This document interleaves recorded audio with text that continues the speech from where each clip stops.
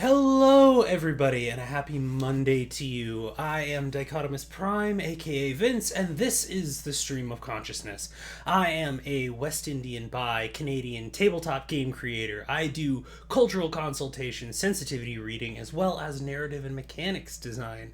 And in addition to all of that, especially relevant to today's stream, I also live with various different forms of neurodivergence, including ADHD and depression. What are we doing today? Well, as you can probably tell on the title below me, I keep forgetting what direction the title is relevant to the window. But as you can probably tell from the title below me, we are continuing our playthrough of Remedy Games Control today. But we, in particular, are also going to have a bit of a chat today, methinks. Oh dear. Oh, look at that. Are we right into, bots already? Look at that. I think that's a new record. Anyways, we are going to have a little bit of a chat today because I love Control. It's one of my favorite games. However, it does have some of its own issues. In particular, having to do with the portrayal of mental illness, sanism, and ableism. And we're going to talk a little bit about that today. Also, hello there, Sophia. Welcome on in, and thank you very much for joining us on this Monday. I hope that you, as well as everyone else, had a lovely weekend. Whether or not you got a little bit of a break, like I did, or whether or not you're pulling the gig economy grind, I hope that we can start you off well with a start to the week. I hope everyone's doing okay today. So yeah, it's interesting because this is kind of the first time that I have wanted to do kind of an explicit chat of this sort of thing. So trying to kind of set things up right off the bat, I am, if it's not apparent already from the way that I talk about games, the way that I talk about design, I'm someone who very much believes in one, you can absolutely criticize problematic elements of things that you like and even things that are very meaningful to you. And frankly, in my opinion, you should. And as well, just on an individual level, it is very rare to find a property or a game or a movie or whatever that I do enjoy that if you said to me, Vince, what's a piece of constructive criticism you have about this thing, that I couldn't come up with some form in one form or another of that. I believe that criticism is an act of love. As my good friend Frankie Larson, aka at Human Houseplant on Twitter, is fond of saying. I think that it helps make those things better, it helps improve representation, and I don't believe that it is in any way, shape, or form tearing down something or whatever other form of that particular criticism that folks would like to have. But yeah. As for the topic specifically that we're talking about today, first and foremost, as a general introduction, let's see, where should we start actually? Because I'm trying to parse how familiar people coming in right now will be familiar with the topic in general. Ableism and sanism tend to refer to a set of kind of harmful ideologies, a form of love to the thing you're giving critique or the people you're giving it to. It can depend. I think that wanting the things that we enjoy and the people you are around to be the best version of themselves is a form of love. Giving, basically, people don't have the opportunity to stop doing harmful things unless you alert them to the possibility that they are doing harmful things. In that sense, I believe that criticism is a loving thing to do because it gives that person the opportunity to reflect if they weren't already aware and the chance to improve themselves and stop necessarily doing something harmful that they could unintentionally be doing. It is generally good practice to be judicious with your benefit of the doubt. But I do think that in that sense, giving kind of people the opportunity to stop or improve what they're doing or have a better perspective on things is a very loving thing. There's definitely discussion to be had about the best way to do that, but I do believe that's a little bit beyond the scope of what I'll be talking about today. But good question. But yeah, back to Satanism and ableism. Kind of, it's a set of kind of harmful mindsets with respect to the discrimination or kind of exploitative mindsets regarding people who live with disabilities in various forms of neurodivergence, whether or not those forms are mental illness or just other forms of neurodivergence such as autism. It's an especially insidious and common thing because of, some of the first insults that we learn as little kids are like ableist. They refer to, someone being, and I'm gonna use the ableist slur here, unfortunately, because it is just the example, but like calling someone stupid, for instance, or like attacking someone's mental capacity or able to do something is in fact an ableist slur. Now, as it refers to portrayal in media, you see a lot of instances of, say, people who, if they have a form of mental illness, they're either meant to be pitied or feared. And that is kind of something that we're going to be addressing specifically with the portrayal of Dylan Faden in Control. To state my own biases up front, I am someone who lives with ADHD and depression, and I have had a parent who, when I was very young, developed schizophrenia, like when I was about 10 or 11 or so. And so there was a lot of kind of trauma, particularly for me, around that individual being very adamant and at some points lashing out with respect to certain hallucinations or delusions that they had. So that is something that I personally bring to the table. And so any of my views having to do with this, please, by all means, I want to be transparent about that when you are evaluating my own critique, please keep that in mind. Everyone comes to it with their history and trauma. So that's kind of what I bring to it right now. But yeah, so I am going to transition over right now. So I actually looked up a YouTube video of this because what I wanted to do was I'm going to cue that up for later. What I wanted to do was, talk to Dylan in game because we're at that pivoting point. But fun thing about the way that Control is designed, you can only have one save file. So that kind of sucks. And there isn't really a clear delineating way for me to go back and view it again. There's a lot of different collectibles, and I didn't want to have to sift through that while all y'all watch. So I went through and just kind of talked to him and then went back. This particular clip is from, let me pull up the channel right now, HD Playground. So I just want to give them credit right off the bat. It's from the more updated version of the game, but it shows us what we need to be shown. So, some background on Dylan Faden. Dylan is Jesse Faden, the protagonist's brother, and the two of them were both subject to the Altered World event that took place in Ordinary, Indiana. Jesse escaped, and Dylan was abducted by the FBC, the Federal Bureau of Control, which most of the game takes place in.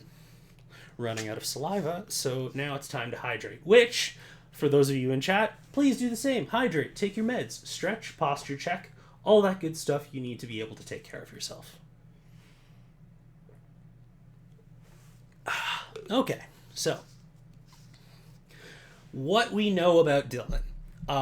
He has spent his pretty much entire childhood and adulthood in relative isolation with no children around him, not really anything in the way of peers, and mostly being groomed by a shadowy government organization to be its leader while they research him like a test subject. Those super creepy puppet shows that we saw earlier in the game and throughout, the Threshold Kids, that is how Dylan learned about how the FBC works.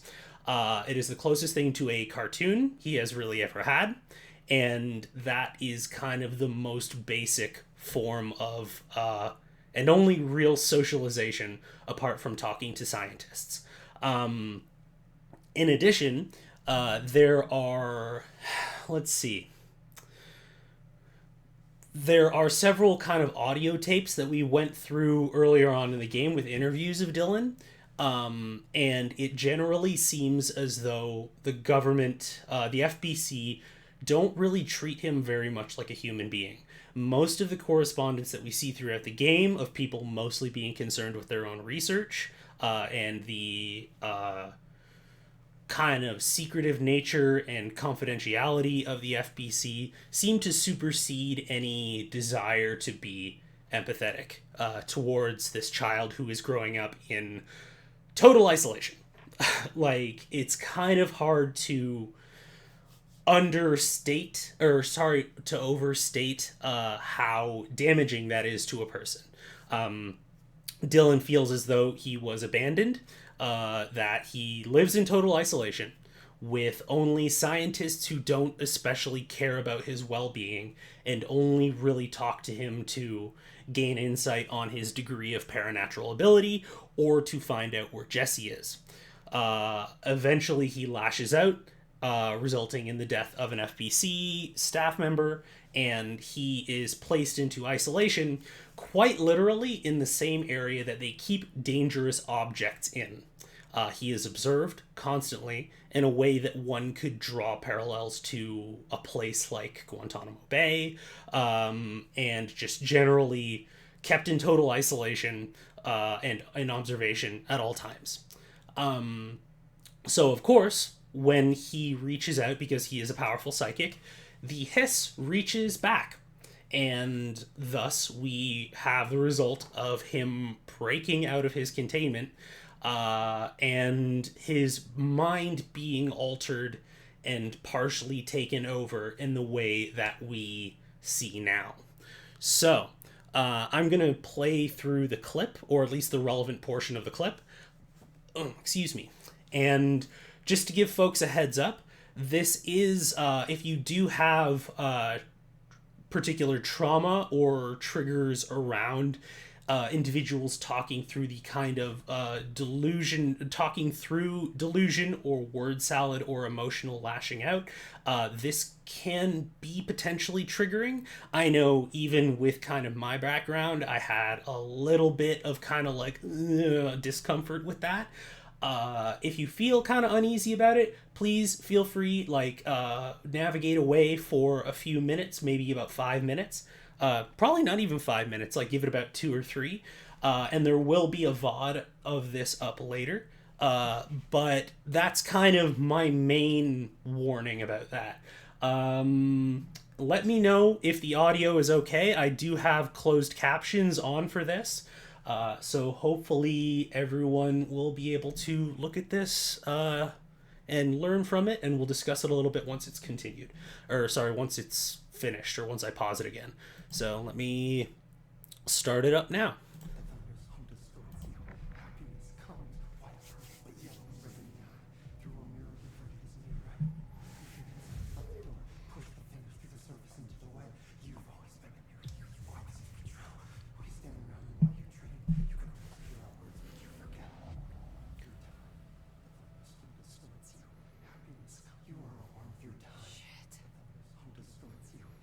Dylan, can you hear me? Come on, Dylan. I'm here. I found you. Do you know who I am? Oh, you know me. Say it. You're Dylan Faden's sister. He's talking in the third person. Always a good sign. Do you know who you are? Not Dylan. Trench and Darling made sure of that. I'm P6. P6. But I'm better now. The hiss made me better. Push the fingers through the surface into the wet. You've always been Is the volume here? Is the volume okay now, Sophia? Please. Not exactly the reunion I'd hoped for.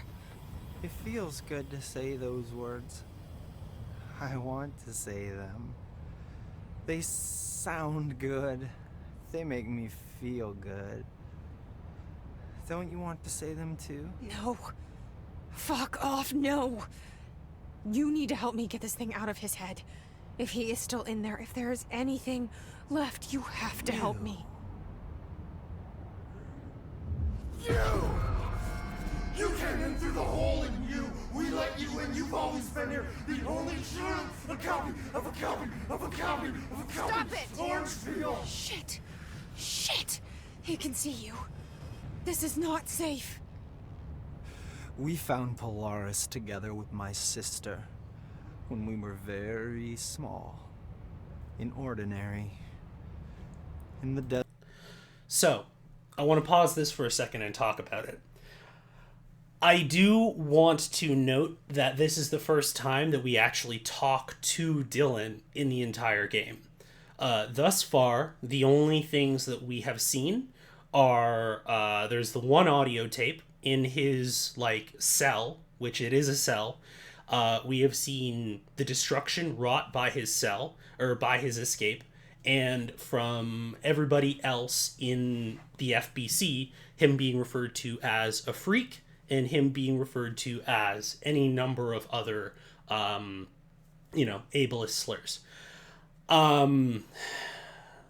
So there's a lot to be said in the visual language of how we look at Dylan. So I'm actually going to run this back for a moment, and I'm going to put it on mute because I want to discuss the kind of visual language that's going on here, specifically having to do with how Dylan is lit in the cell, and the kind of general body language and all of this sort of stuff. So there's very little in the way of kind of expression, the way that we see him just kind of taken over by the hiss, and the way that he's kind of talking, and this general unrelatable, kind of inhuman scenario. Now, in the canon, in the world, this makes total sense because, there's an extra-dimensional entity that has taken root in his head.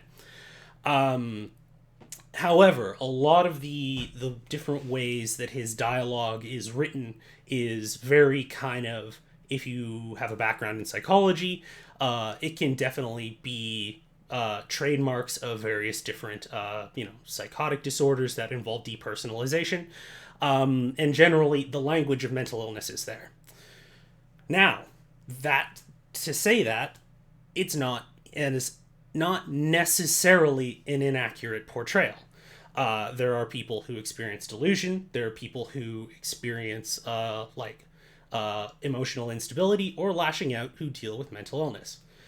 The problem here, and the problem from Control in general, in my personal opinion, is the fact that the only time that we see neurodivergence and mental illness discussed in this game is in the context of creating something that is unsettling, that is generally disturbing or dangerous. A number of the different documentations about altered items and phenomenon regarding their effects are related to creating symptoms of mental illness.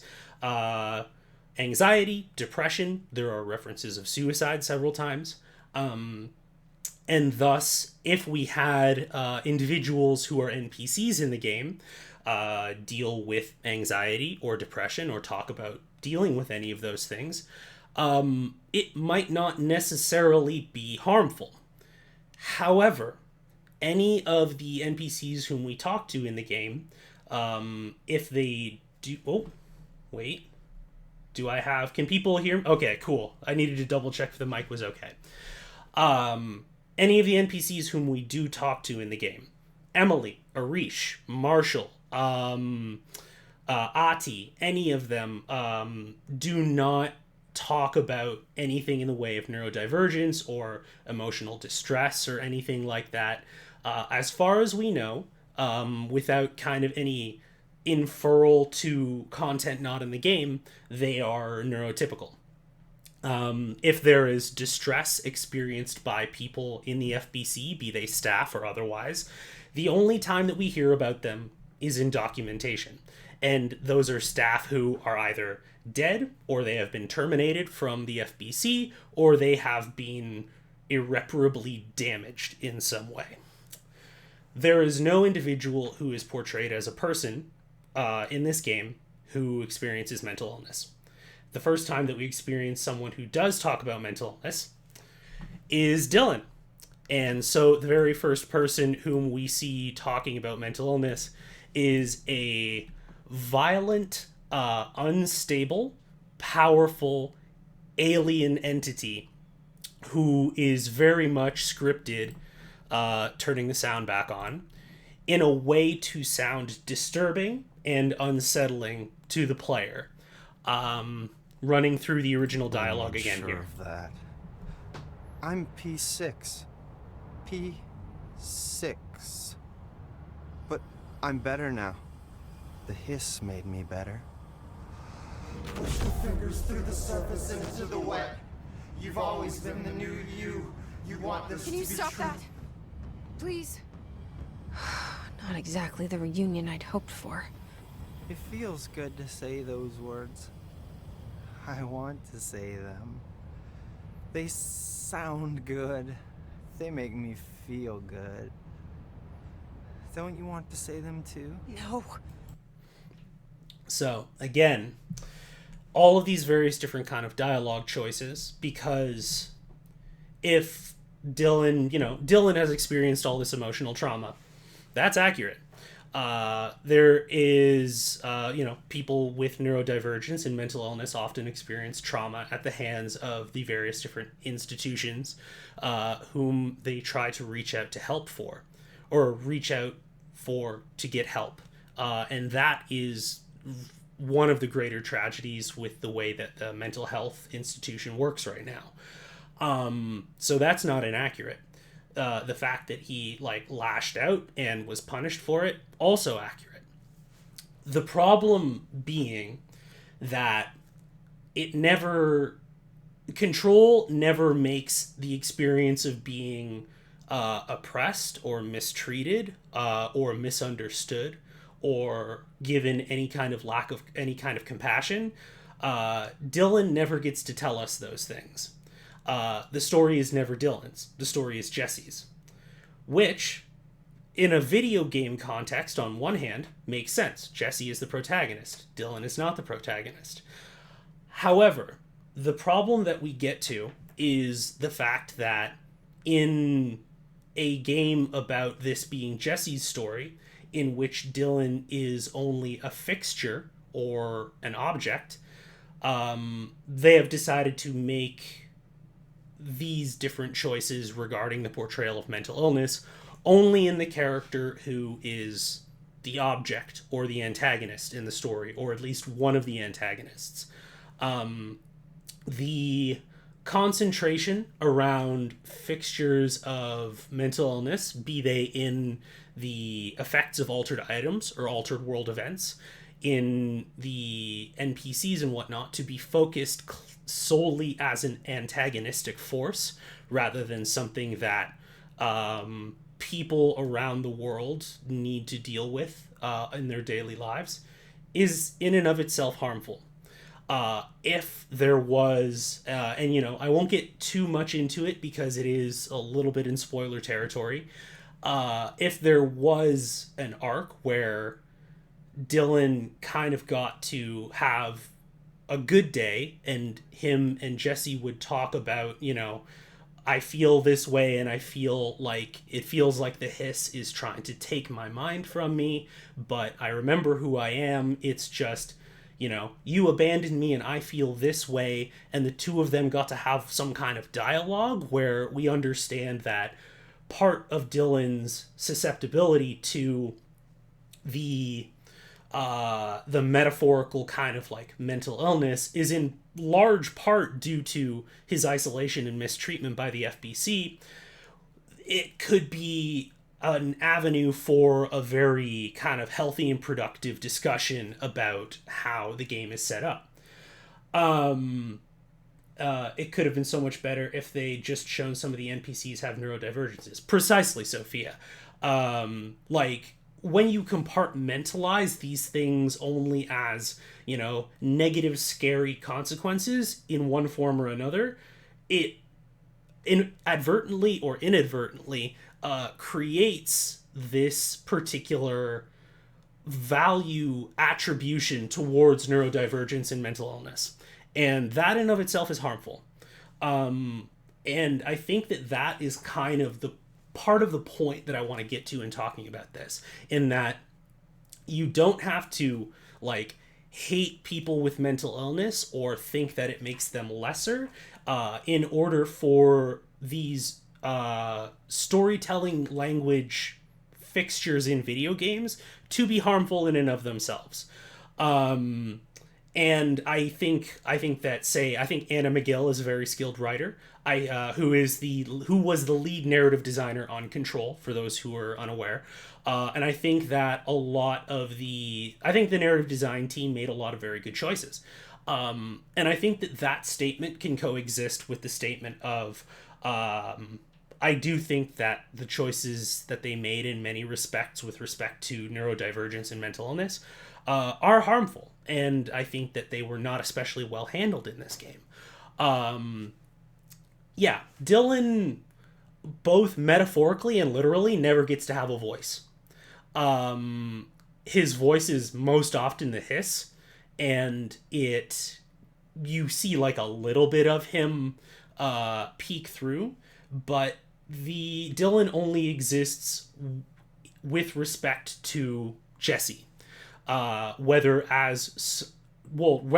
respect to how everyone else views him in the world. Which, unfortunately, is the way that a lot of people with neurodivergence are portrayed in other media.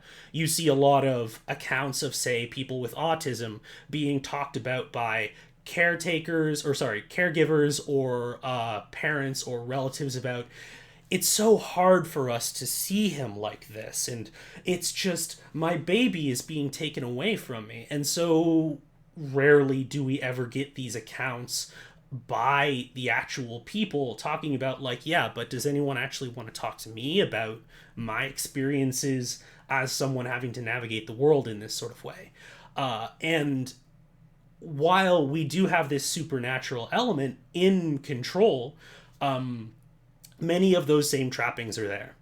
So in my general feeling of how the game is constructed, if there was, say, a way in which Jesse and Dylan could have some kind of dialogue, or Dylan gets to be his own person rather than just like this kind of unstable, scary entity who is either feared or pitied, and if there was some kind of resolution that didn't involve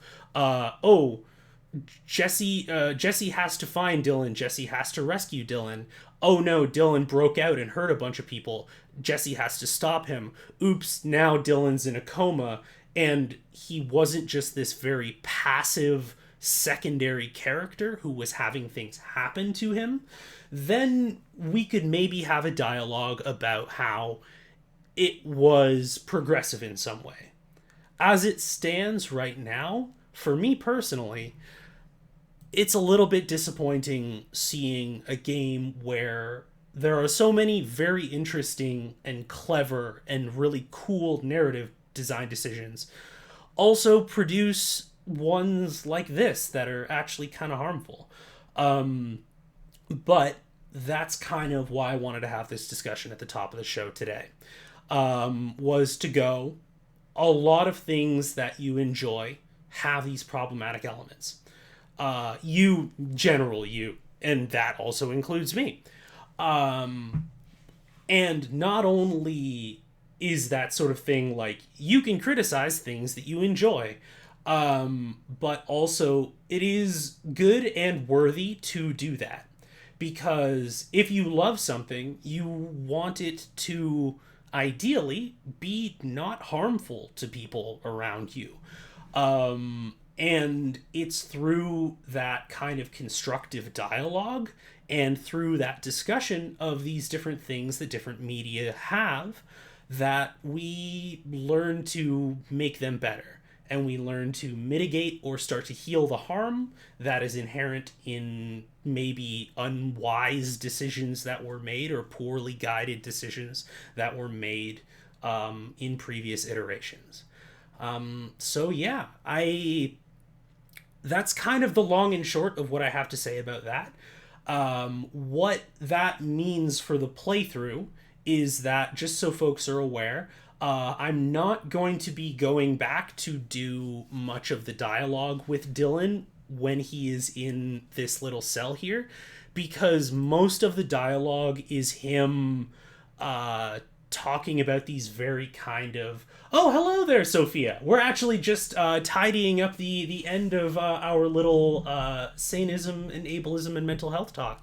But basically, I'm not going to be going back and talking to Dylan a whole lot while he's in this cell, because a lot of the stuff that he talks about is just really, really kind of cryptic, creepy dreams that are like, oh, he's so mysterious and what is he seeing and all this sort of stuff. That generally doesn't serve the... Nova. Oh my goodness. Many thoughts in my head all congealing at once. But yeah, so that is something that I'm going to probably not be super going back to, which is going to be a little bit unusual. Let's see. It feels like a failed attempt at good DID versus bad DID by someone who doesn't know anyone living as a system. That's disappointing. Yeah, exactly. And it does kind of speak to this idea of... So, one particularly pernicious form of ableism is the idea that ignorance or bigotry is a sign of intellectual deficiency. You'll see things on Twitter of people talking about, like, Trump supporters are stupid, or racists are stupid, or that sort of thing.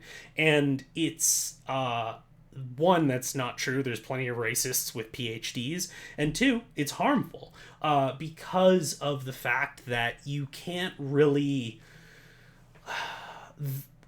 It makes it easy to think that because you think of yourself as a knowledgeable individual, that you yourself are not susceptible to being ignorant or harmful or prejudiced in any way. And everyone is. Everyone is. Myself, everyone who comes to watch the show, everyone in chat, everyone is possibly susceptible to that sort of thing. And it is only through continual education and self-reflection and asking yourself hard questions that we learn to avoid doing those things and improve the world more broadly for those individuals who deal with that form of marginalization. So in the case of Control, you talk about, like, okay, so one, if you want to portray mental illness or neurodivergence in this game, why do you want to do it? Is it solely so that you can have another thing to be unsettling or scary? In which case, maybe self-reflect on whether or not that's actually a good idea.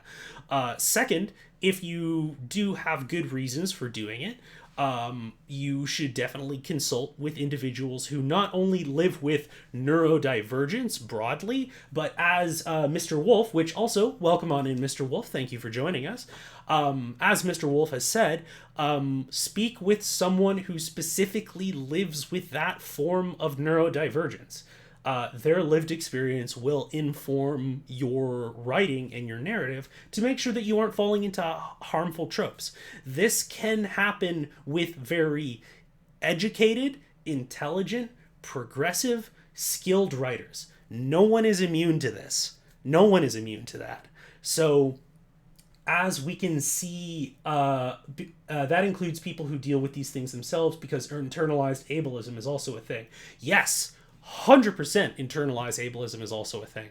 That is, with respect to my own background, a lot of I have a lot of internalized trauma regarding like internalized childhood trauma regarding individuals speaking in kind of like who are dealing with like delusion and that sort of thing. And that is something that I've had to kind of be aware of anytime I'm talking about something like this. Because, yeah, no, I absolutely have those biases and wanted to state them at the top of the discussion. But yeah, so basically that's kind of my long and short about the state of kind of ableism, insanism in control. With that being said, I think what I'm gonna do, because we all probably want to decompress for at least a couple of minutes before we get into the playthrough again. So just as a quick reminder, pretty much the only dialogue I'm really going to be avoiding for the rest of the game is listening to Dylan's cryptic weird hiss dreams, because I don't really feel as though it adds a whole lot to the experience of the game, and it is more just kind of indulging in these weird kind of tired mental illness as horror tropes that we see Control kind of utilize a lot. A side note, this bean stew that I made is great. Awesome! Amazing! It's always good to have some good food, especially when you're having some brain food right at the same time. So, what I'm going to be doing, with that being said, is I am going to flip over to BRB for a couple of minutes while everyone stretches and we kind of reset the mood as we're going to go back in and discuss more about the game. And as always, if you felt as though you learned something from this, or you felt as though there was something especially poignant or interesting that I said, please feel free to clip something. That does me a huge favor in terms of being able to have kind of an example of the kind of wild shiz that we talk about over here, and a little bit of educational opportunities. So, with all that being said, I'm going to take a brief break as we set up Control for when we come back and we continue the playthrough. So, gonna go on mute. Everybody stretch, hydrate, take your meds, have some food, and generally we'll be back in a few minutes. Okay? Thanks very much.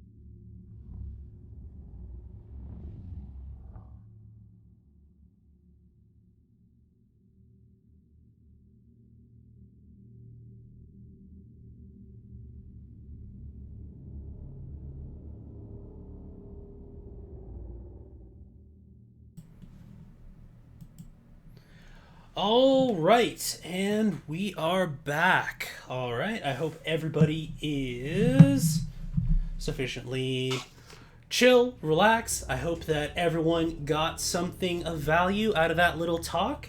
I know, it's kind of one of those things. I felt a little bit nervous about it because, I have a lot of experience with talking critically, however lovingly, about things that people enjoy, and the result of that is quite often quite mixed. So, but ultimately, I think it's something worth talking about, and encouraging the normalizing of the fact that you can really love something and have criticism about it, and that doesn't make you a hater or anything like that. So I hope that people enjoyed that and got a little bit out of something.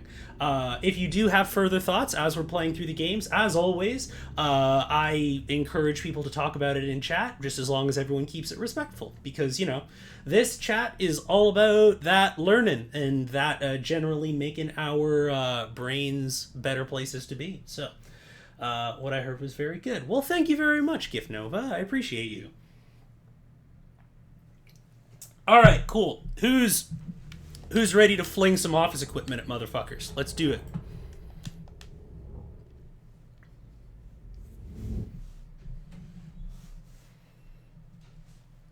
So, I did a little bit of puttering around with side quests that were just kind of very like fetch questy type things. So I got a couple more ability points. So I've upgraded a couple of different things.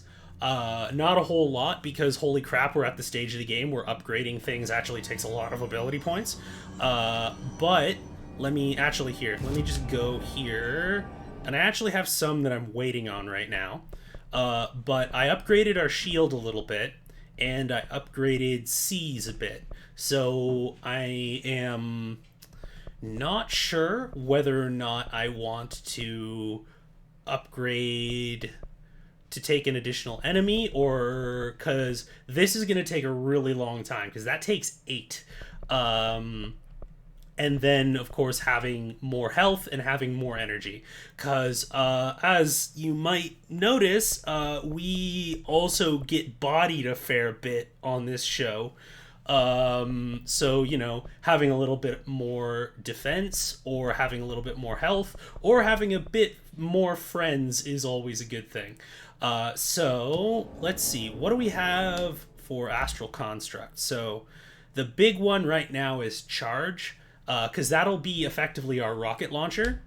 But here, let me give you a taste. So I have my shield, but now part of my upgrade is that when I release it, I throw debris at people.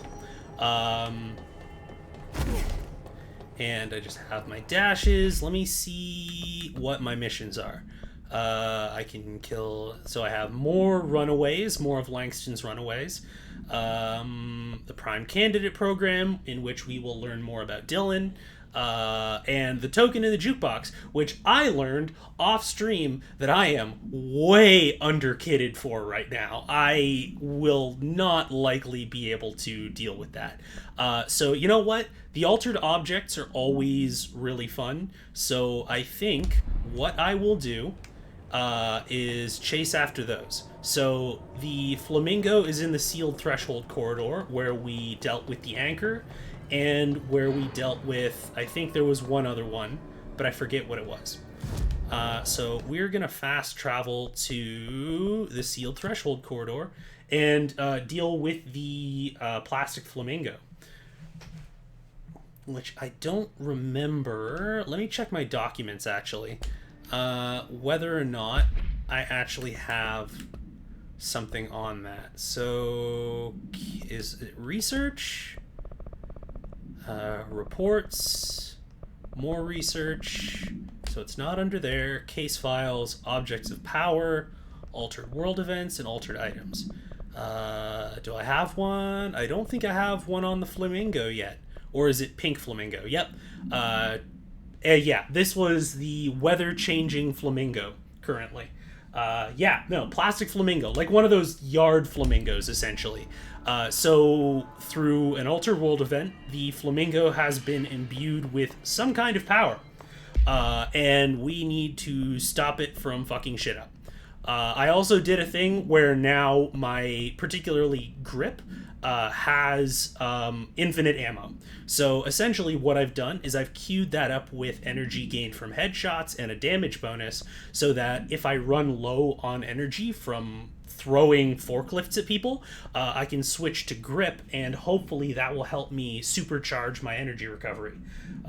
Always knew those yard flamingos were evil. It's true. They stare at you and judge you. It's not good. That just might be me. I might need to talk to someone. Let's see. So is there... Let me see. I keep forgetting. So this is where I want to go. It's just gonna be through there. So yeah, alright, cool.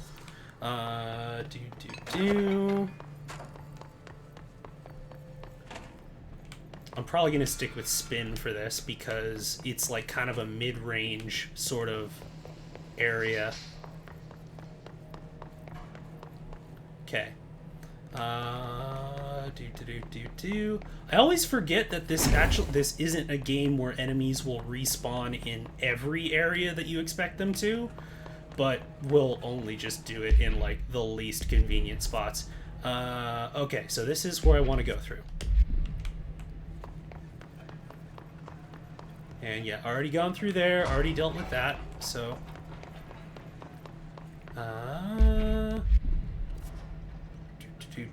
So I do want to proceed through here. I just need to go up. And actually, let me get rid of some of these mods, because I'm going to guess that there's a whole bunch of them. Now, I want to keep those, because damage bonuses are always super beneficial. I just need to upgrade some of my shit so I can apply those to it. Consecutive kills boost. That might come in handy. I might actually put that on charge, now that I think of it.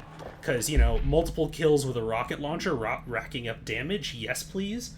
They also like to respawn when you just went through a room without them and then turn around, go back, and boom, there they are. It's true. They don't want to be left out. It's just generally the scenario, which, hey, relatable. Okay. Can I, like, levitate up here and there's stuff that I haven't seen yet? Because that is a thing that will sometimes happen in this game. Nope. Nope. Ooh, but we got loot, though. We got that sweet loot, though. Launch efficiency? Okay. I already got one of those, but... Because I am absolutely a cheap date for using launch for everything. Through there, need to go, yep, okay. Yeah, the oldest house is about as labyrinthine as you would expect a shifting extra-dimensional house to be. Okay, we got our other... I should have just went here, honestly. Let me just make sure that if I spawn again, I go through there. Did I forget any lore in here? Nope. Cool. Okay, you know what? Fuck your glass. Yep, okay.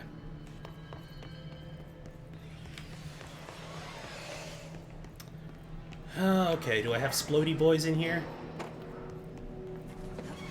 There's a hiss distorted. Where the hell are you? Dude, I will throw luggage at you.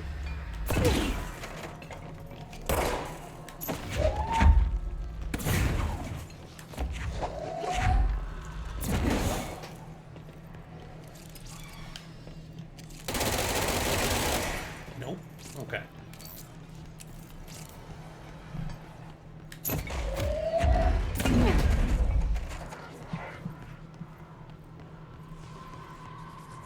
Dude, do not fuck with me.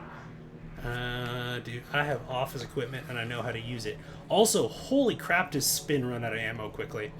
I did put like a bunch of rate of fire boosts on it, but still.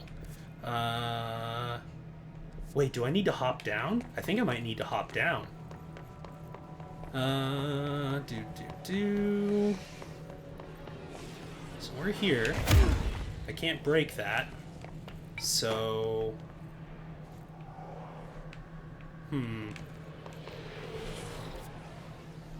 Interesting. So then where... So this is the turntable.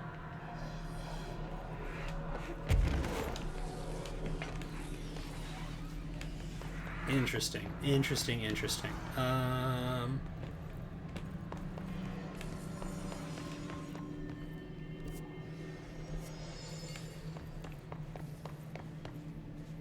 feel like I need to break through something in order to get down there.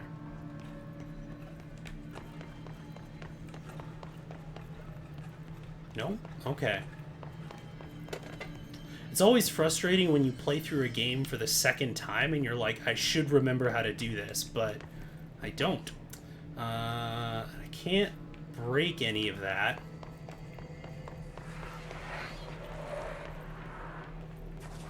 It's the transit corridor.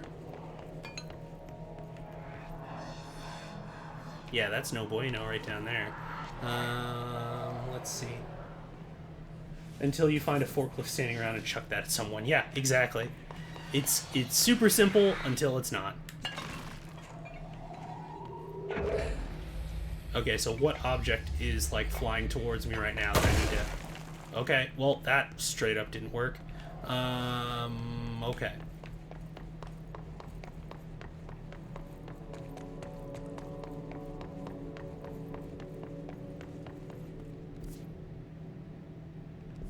Do I just need to go all the way around? Because that's, admittedly, that's a thing that I've had to do before.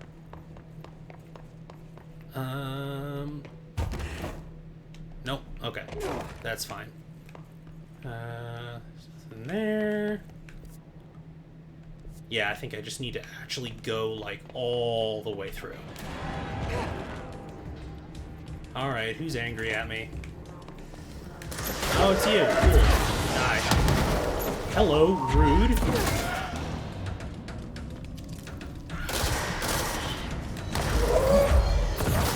Yeah, fuck your shield.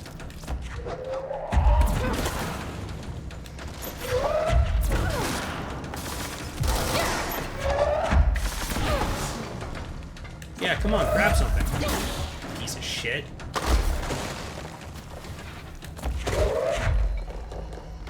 Come on.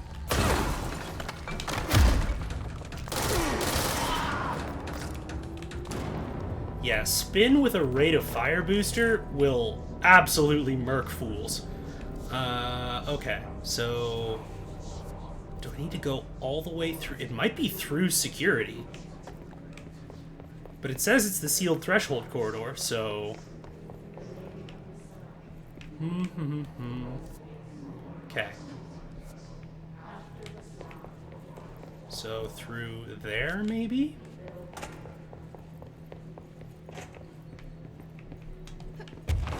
Is this one of them areas that I needed higher clearance for, maybe? Because this is just straight up, like, the control point. Okay. Because, yeah, no, go through there. Alright. Let's give it a shot, at least. Because that's the medical bay.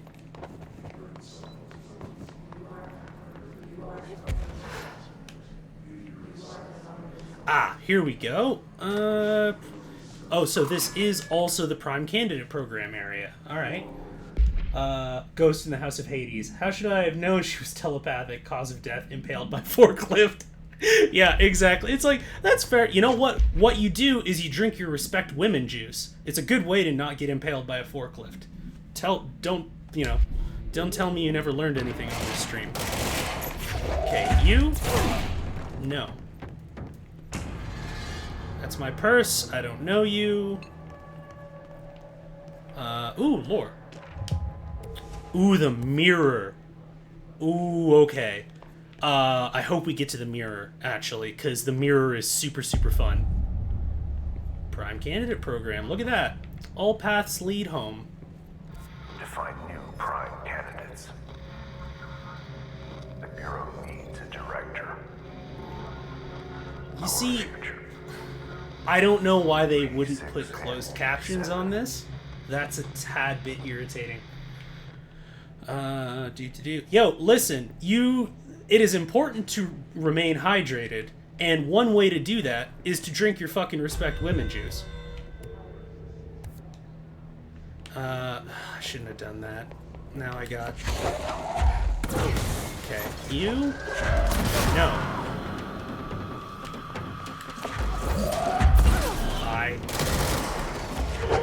Oh, there's a hiss cluster somewhere. There you are. Piece of shit. Get back here. No. Where are you? I have a... God, what the hell is this thing? I have some kind of object with your name on it.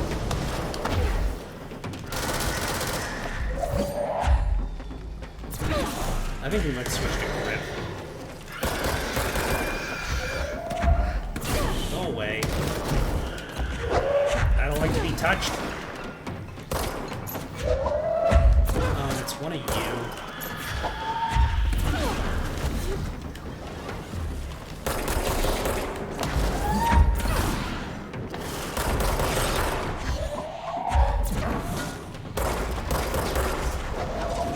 Okay, you want to do this again? Yeah, we can do telekinesis. You want to mind wrestle? That's gross. Alright.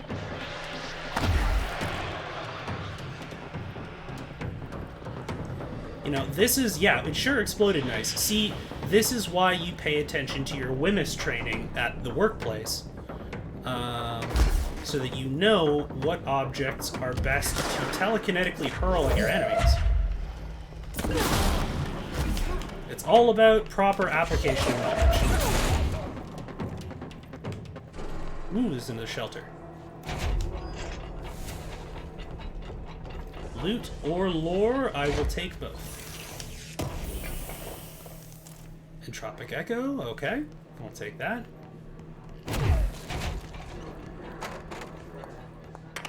Over here. Nope. Oh, wait. Okay, I thought that might be actual, like an audio log or something.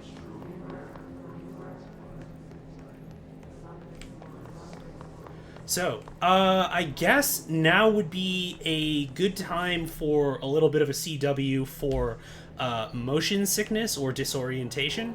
It is one of the kind of effects. There is kind of this twisted corridor here. If you do find someone who has like nausea or any kind of like illnesses or anything that is triggered by that, please be advised that that is a thing. Okay, so this is... Someone just didn't clean up, and that's kind of unacceptable. Alright. Ooh, Bright Falls. So, we were talking about how Alan Wake and this game, in fact, share a universe. This is another one that... I think this is the first time that it is explicitly said. Alice Wake, Mr. Wake's wife, was found during the Bureau investigation. She was interviewed and evaluated. She showed signs of severe mental trauma in the form of redacted memory loss. She was later directed to treatment. It was concluded that she had been trapped in the threshold during its manifestation. Notable individuals still missing after the Bright Falls event are FBI Special Agent Robert Nightingale and Dr. Emil Hartman. Let's see. Bureau researchers believe this event was the result of a forceful perception of a subjective reality stemming from Mr. Wake, overlapping on our own. Wake has been flagged as a potential para-utilitarian. In 2011, a book by Clay Stewart titled The Alan Wake Files was published by Roundabout Press. Agents interviewed Clay Stewart and suspected minor para-utilitarian sensitivity. He was placed under indefinite surveillance. Interesting.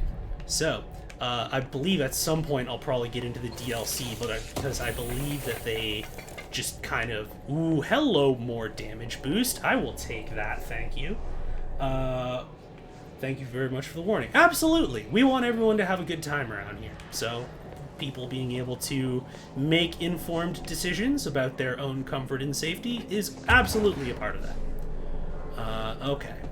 So...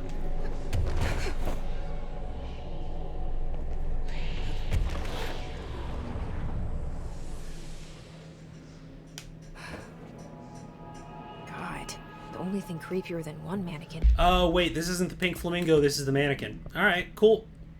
We can do that. Langston's Runaways. Dozen of the damn things. So, it's cloning itself. Let me actually see what we have for research on the mannequin. Also, if you have a fear of mannequins, this is also a thing. Let's see. Mannequin supplement. Operatic performer. Trappings of her own life after her death. Public auction of her belongings. Various conflicting first-hand reports exist, but testimonies provided by witnesses of the event do show some common elements. Break through the house's windows, tumbling outside. Some witnesses report bright lights, high-pitched singing, unverified. Hospitalized for various injuries. 2 were crushed to death. Okay, interesting. Ooh, and you know what's also really interesting is in that area where we saw a number of kind of the test subjects, a whole lot of mannequins. So I'm guessing that this might be another one of the items that, like, clones itself. Because, holy crap, there's a lot of them. I just need to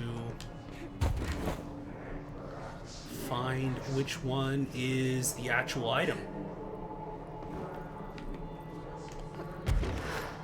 Now, I seem to recall that there is a trick to this. I just need to figure out what it is. Oh, hello, security guy. Yeah, don't mind me.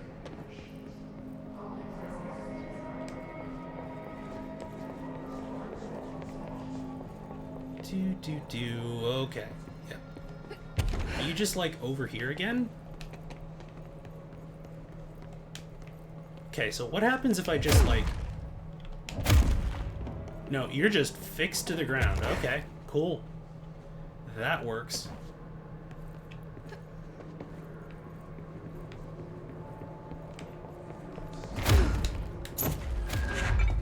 So, interesting. The mannequins did not block it, but neither did they, like, rebuff it or were affected by it.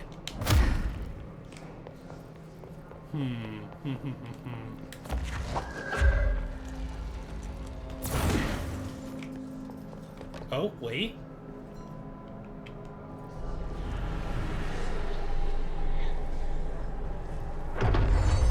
Hey, look at that. New Perfect. hero policy. No more mannequins. Sick. Alright, so that was the mannequin down. Let's see. So, since I thought we were looking for something that was going to take much, much longer, I do think that we will... Because, yeah, this just spiraled way outwards. I don't think that this... Does it actually have an end?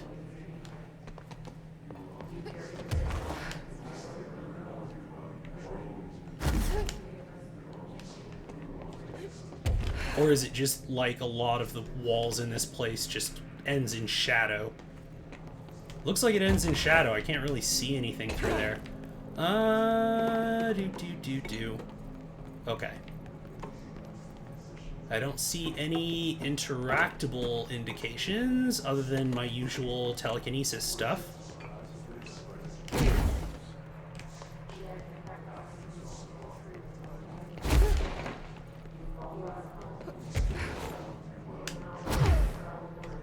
Alright, cool.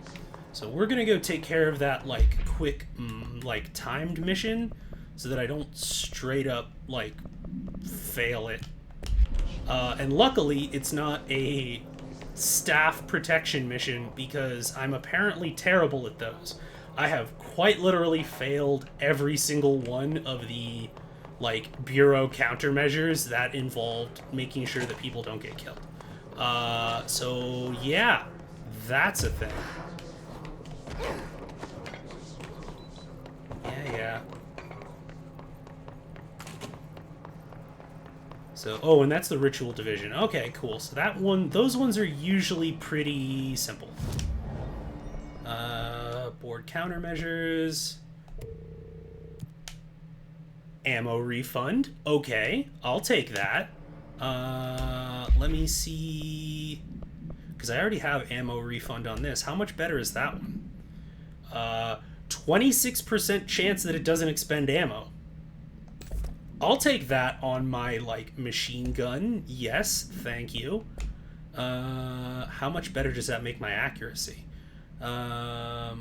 So that's spin grouping efficiency is plus 19% or plus 13%. Nah, mine's better. I'll keep that. Yeah. Fast travel to Ritual Division. Cool.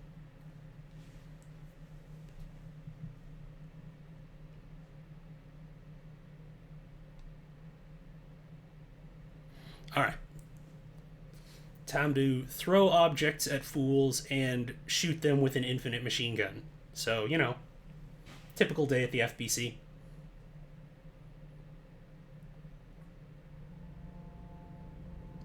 Also, kind of don't get why the loading times in this game are that long sometimes.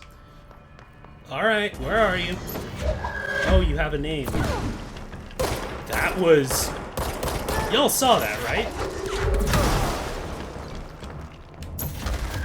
Alright, who's next?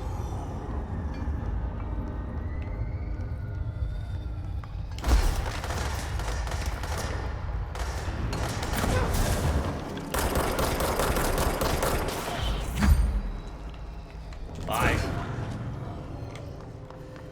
It's 2 down. Who's next?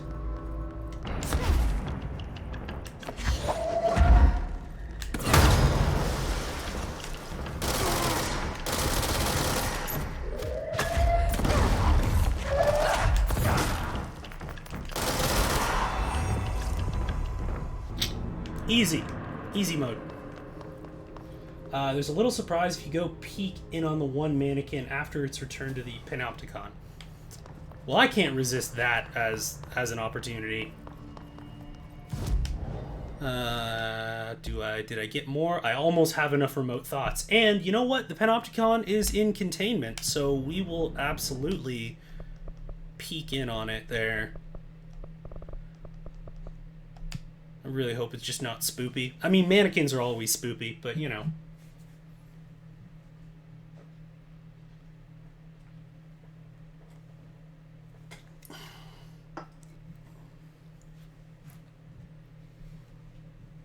Oh, also, I was in the middle of my talk earlier, but I forgot to say, thank you, Starless Solid, for the follow. I appreciate you. Yeah, I totally got caught up in my own thoughts, so I apologize for not saying anything sooner.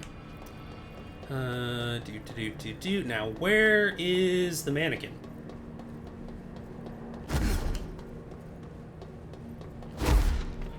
I think... So we got mailbox, we got... That's the basket. It's the fan. Hammer, which is already there, so I don't have to deal with that.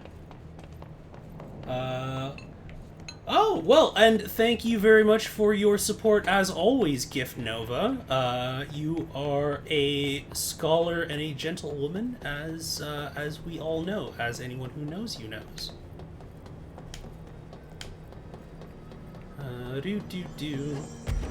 Alright, let's just float on up there.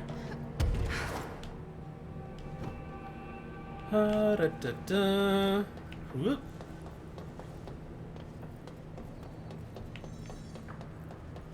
Right, and the archives are over here too, which I do want to actually... Is that where one of the runaways is? No, that's the protective studies. Okay. I think that the area where the flamingo's in, we might not have access yet. Let's see. And then we also need to do that. Also, we got some more cleanup tasks from Ati. So we might take a look at that. So we got Christmas tree, we got smoking pram, we got whatever that is.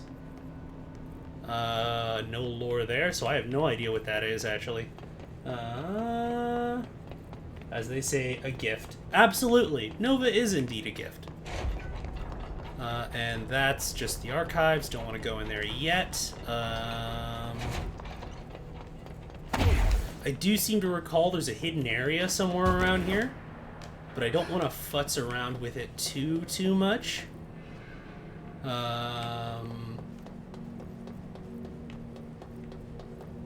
Oh, wait. Or maybe I can if I just float over there, because I don't know what is in there.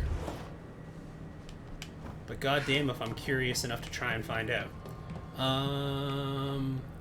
So I would probably need to do that from the 4th floor, which I'm going up to anyways, so. Yup.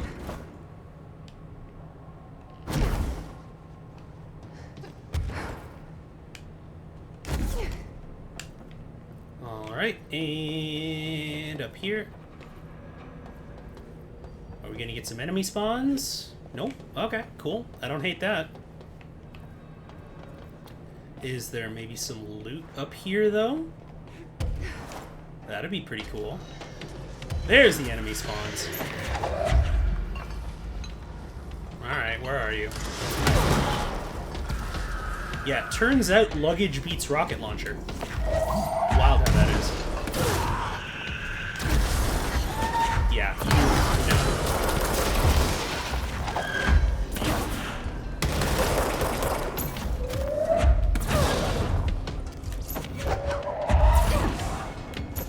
Why did it... Okay, sure.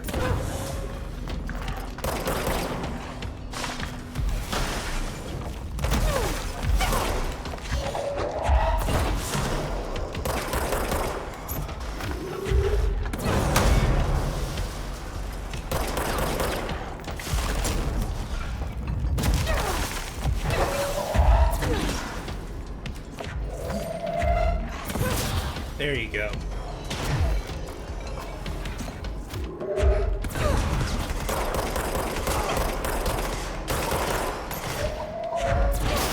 There we are. There's another one down there.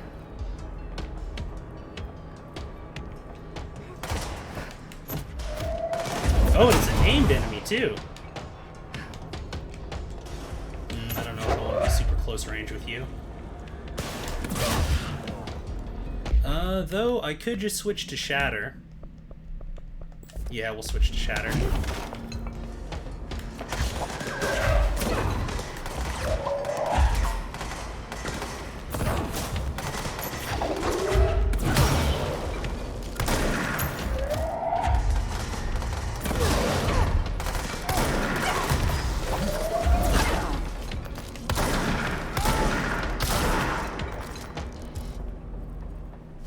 Hey, what do we got?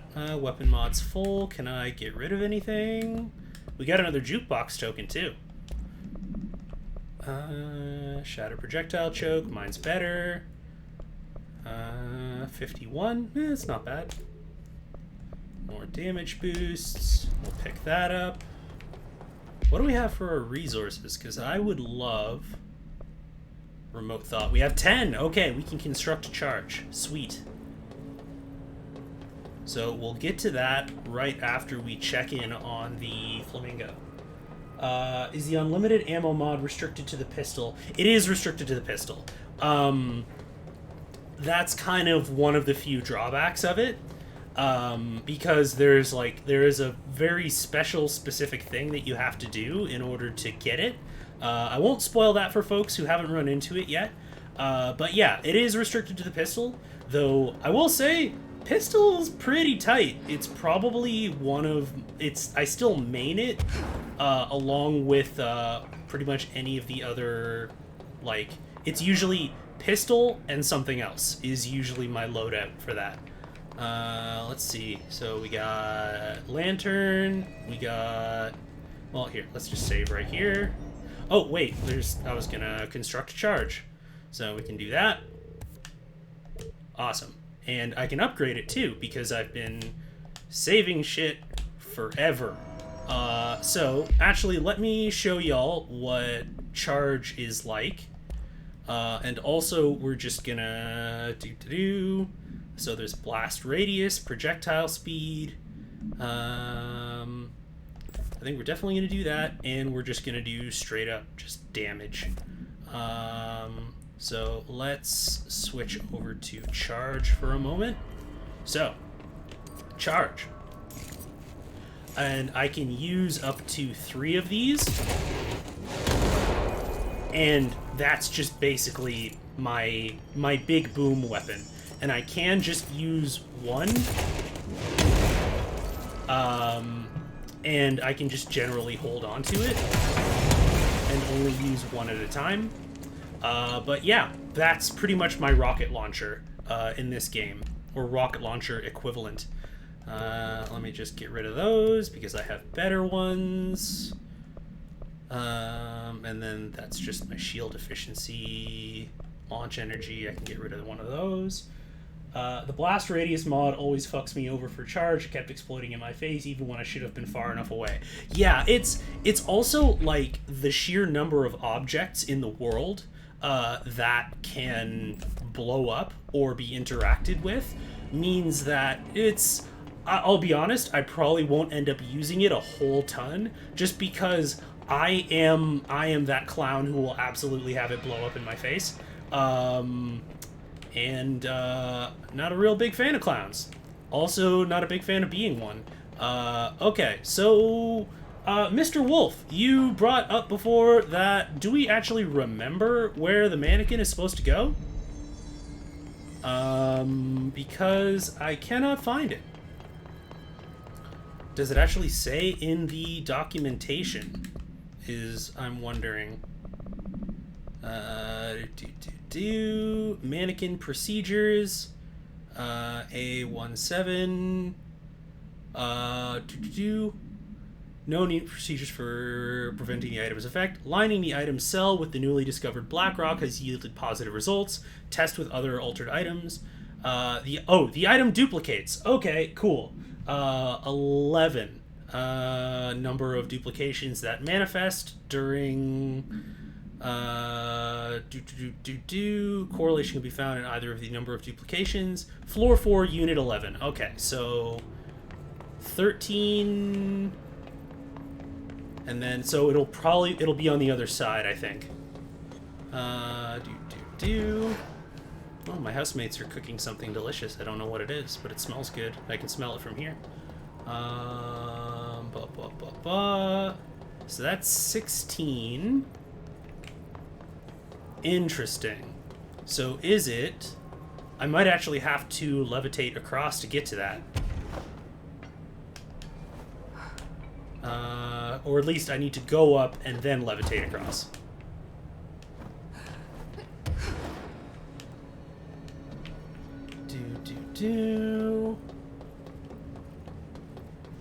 That is if there isn't actually, like, glass in the way and I can't get to it. Ooh, but there is loot.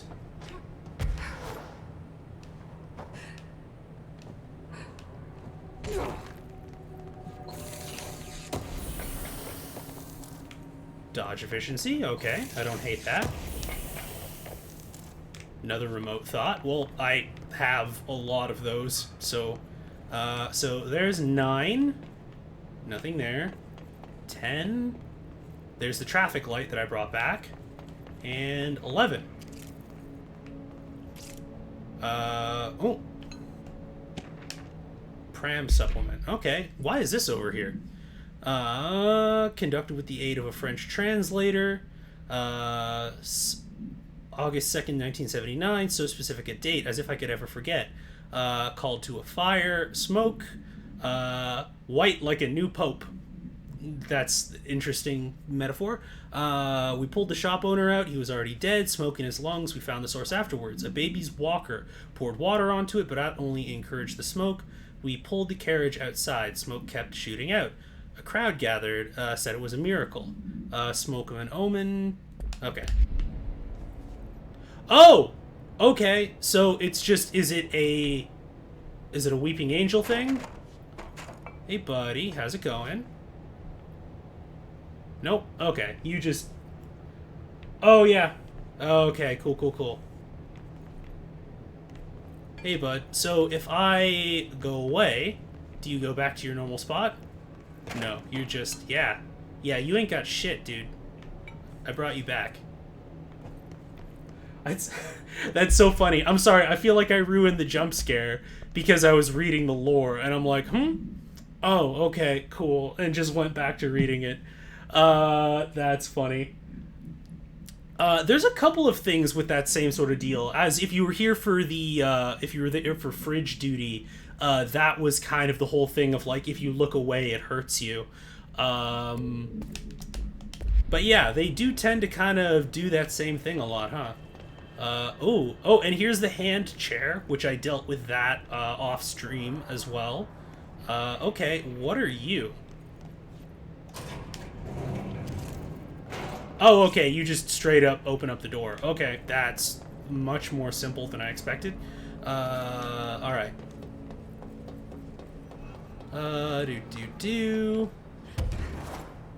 You motherfucker, just wait till I get out of here. It's like, you ain't got shit, dude. I have dealt with cloning clocks, I have dealt with cloning mannequins. You name an inanimate object that can clone itself, I've dealt with it.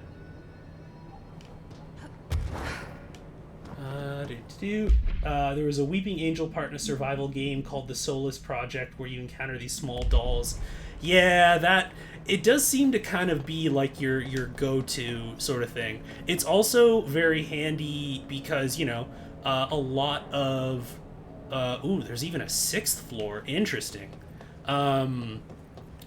Because horror projects tend to be projects with smaller budgets. So it also is a real useful way to create a scary boogans, without having a whole ton of budget to be able to like have a monster that moves.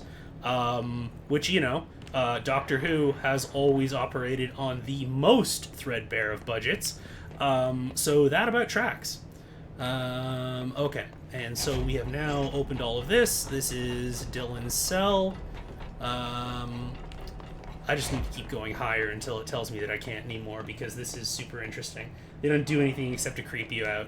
Yeah, it's interesting, because I have just kind of a weird thing about, like, if something's, like, weird and creepy and it's real effective, I'm like, okay. Like, for instance, I don't hate jump scares nearly as much as other people do. Like, I hate being subjected to them, but it's very much kind of a, like, you got me, okay. You scamp. But I don't like when stuff is scary just for the sake of being scary. I think this is an invisible wall. Yeah, that's an invisible wall. Dang it, because I kind of want to... There's so much stuff and I want to look at it. Yeah, because I can't really... That's 5. So... Wait a minute, what's... Is this a thing? Or was I already over here?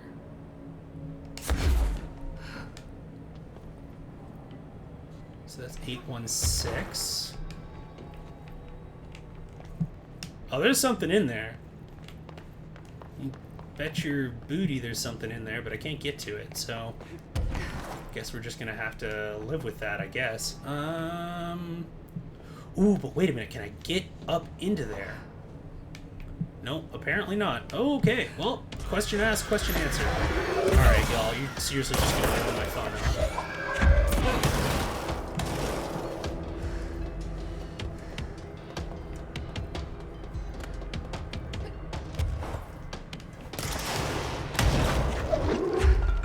For real? Cool. Ooh, deal with that.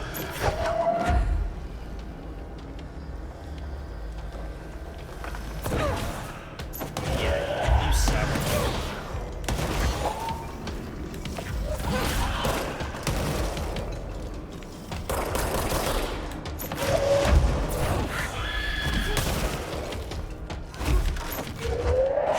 Let's go. You feeling froggy? Jump. Yeah, that's what I thought.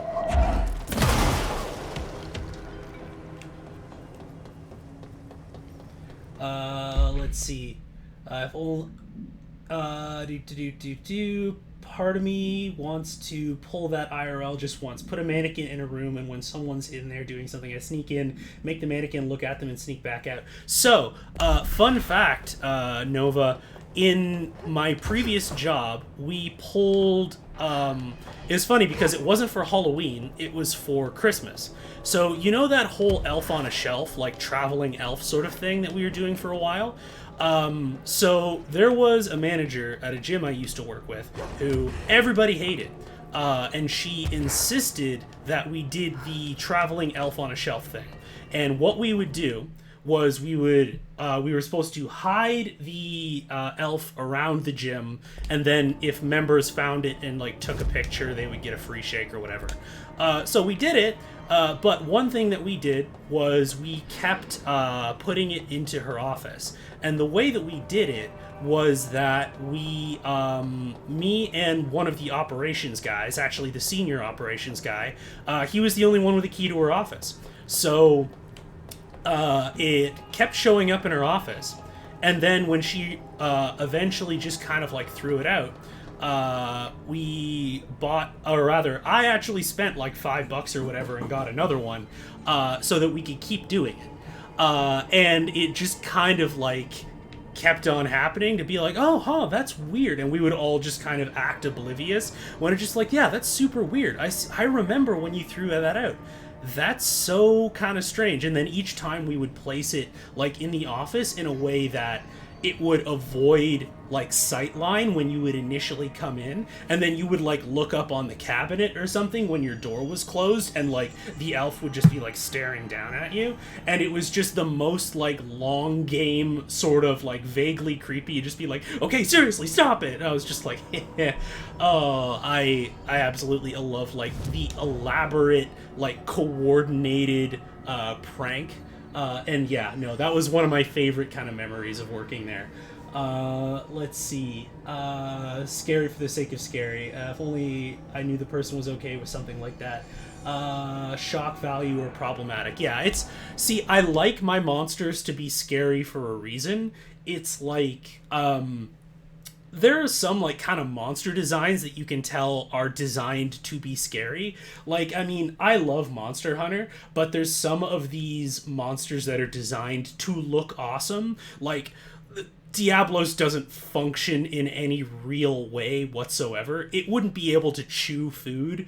Like, its fangs are like all over it. It's just like, please, I'm so hungry. I can't chew anything when it's in my mouth because I have these weird overlapping fangs and no teeth. Or like, you know, it's not built like something that burrows. It's just big and spiky and scary for the purposes of being big and intimidating and awesome, which it's like, you know, it's not going to stop me from playing that game, but it's also like, this is not built like a creature. This is built like a monster that is meant to be intimidating and feel good to overcome.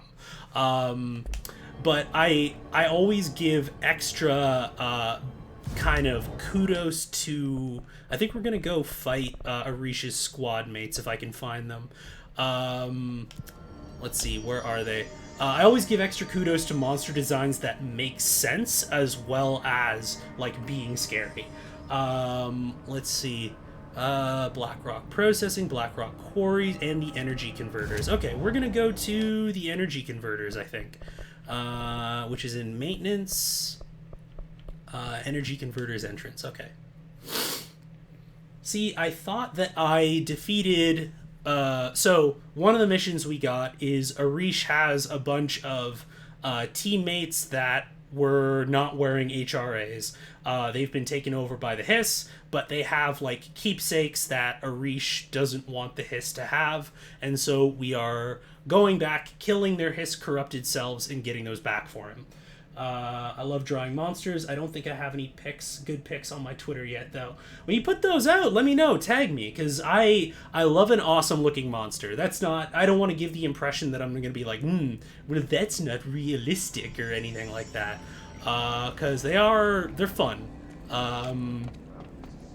So, energy converters are up this way? Yes? Question mark?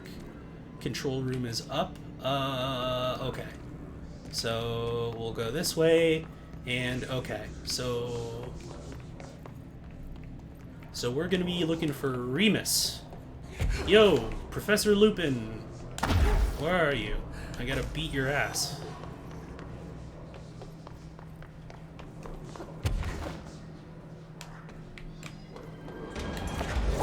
Oh, hey, buddy.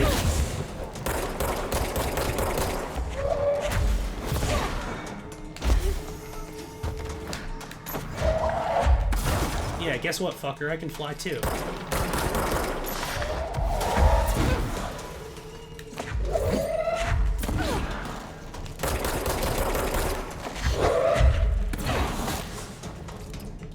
Bye. Just like Arish said. Alright, got that. Easy enough taken care of.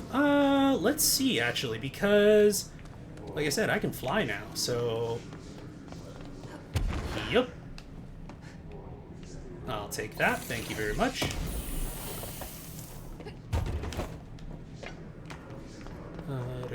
We got more energy converters. Do I have, like, a medium height step that I can kind of... like, land on? Oh, okay, I can land on that. That's cool.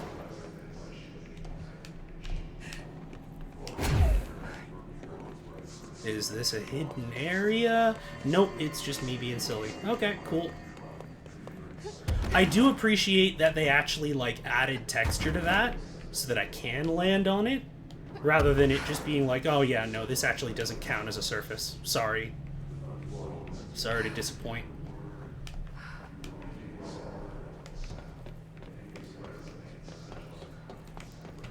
I also just love the verticality that they did add to this game for the purposes of, like, when you do get levitate, you do have the opportunity to just kind of explore and have fun with it. Okay, so let me... Can I do that? I can do that. Alright, cool. And that's Blackrock Quarry. This is... What is this? That's just a blocked door. Okay, cool. Guess I can't go through there. Can't get there from here. Yeah, it's a really well-designed game in terms of level design as well. Like, it has its own specific aesthetic. The art design is very strong, but it's also functionally very strong, which a lot of games you kind of get one or the other. But yeah, no, that is another respect in which Control is a very outstanding game.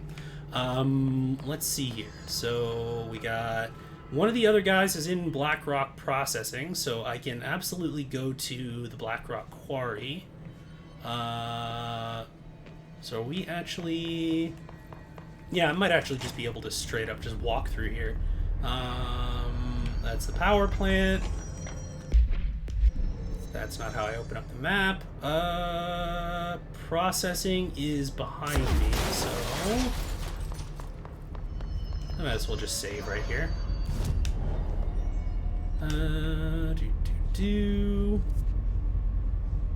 Energy converters, processing, Blackrock Lab. So I think it's down at the bottom, actually, so. More hiss nodes, huh? Really all? Like, no.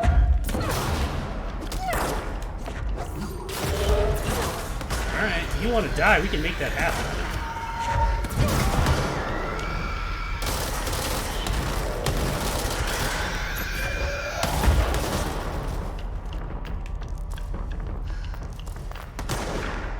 Is there more of you?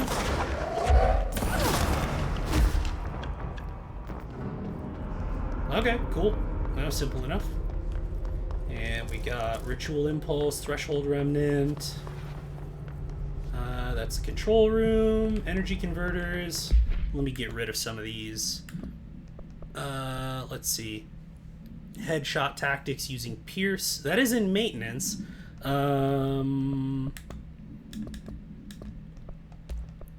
Yeah, and these, I mean, the lower level areas, it makes total sense that I just wouldn't be getting especially good, yeah, energy renewal,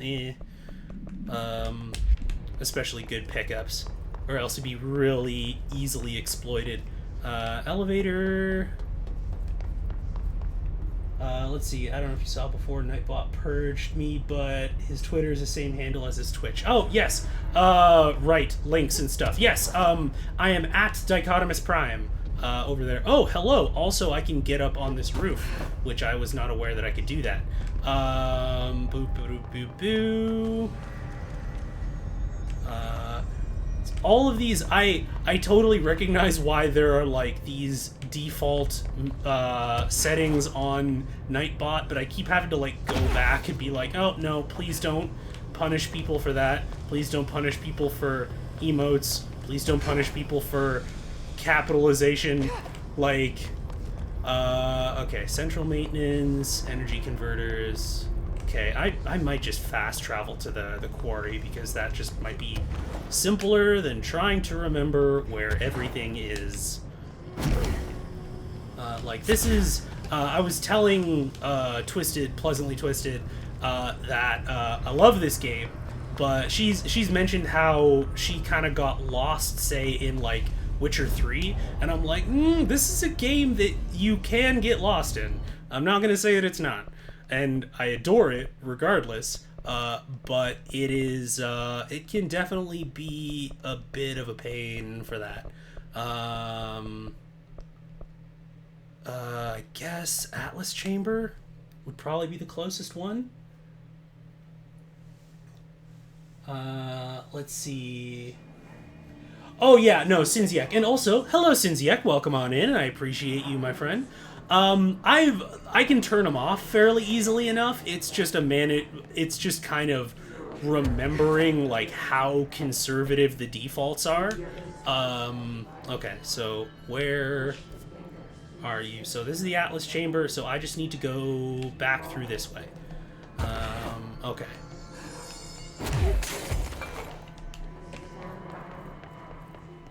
And then there are still people in here. Yep, don't worry about it. Going through. Yep, how's the kids? Thank you. How's the kids? Say hi to your mother for me. Corpses, of course. This is where I fought Hiss Distorted for the first time.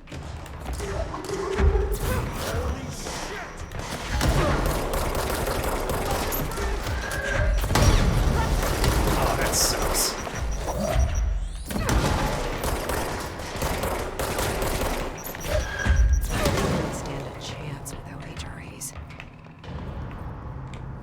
I didn't even realize, hey, cool, I got backup for that. Stand down, everyone. It looks like it's fine. So the last person is in the Blackrock Quarry. Okay, cool. We'll head over to that quarry entrance and take care of that, though. Let's see. I like some of the mental illness issues in games people are doing. I'm definitely doing a holiday playthrough of Hellblade. I don't know if Casey Explosion puts her VODs anywhere, but Casey did an excellent playthrough kind of discussing a lot of the themes of trauma and such in that game. And of course, I recommend Casey as a streamer that people should watch and enjoy watching all the time regardless. But yeah, she absolutely did a playthrough of that game, and 10 out of 10 would recommend. So definitely go check that out. Let's see. So went through here. I do seem to recall that there is... Aha! Got some lore. I remember this from before. Surfboard. Okay. Interview with a custodian after theft of it. Oh, this is like the confidence surfboard, I think. Let's see. Yeah, after touching the item, what did you experience? I experienced confidence, cranked all the way up. How did these feelings manifest externally? I don't know. If I'd gotten out there to the city, I'd have done so many things, made my fortune, gone out and owned the world. The shit was mine. Would have taken it all. Money, fame, women. You experienced an increased sex drive? Yes, increased everything. I've been cleaning shit for you people long enough. I'm going out on a fucking conquest. Would you say you're still under the effects of the object? Who the fuck are you to keep me in here? I'm worth 4 of you, you suit-wearing piece of shit. 20. The Bureau appreciates your candor. You are no longer required. Redacted. I'm redacted fucking redacted. Remember that name. End of relevant portion. Amazing. Amazing. I forget if we actually have to deal with the surfboard at some point. Oh, that's all that was up there. Okay, cool. Yeah. Yeah, I don't think that we actually have to deal with the surfboard at some point. But that's also hilarious. Okay. Go through there. That was... Okay, I got turned around. So we're going to go back to the Atlas chamber, and we are going to fast travel over to the Blackrock Quarry, and take care of the last of Arish's squad mates. Now, I'm wondering, are we going to get an enemy spawn through here? Nope. Okay, cool. Quarry entrance. There we are. Psionic surfer board. I'm redacted fucking redact. Yeah, that's some quality comedy there. I appreciate that quite a bit. I wish there was a psionic surfer, bro. I would absolutely like to, like, fight, like, narcissistic Ray Tracer from Reboot. Oh, also we got Missing Nose. Okay, cool. I'm just gonna straight up, like, fly over you. Oh, there's two of you. Okay.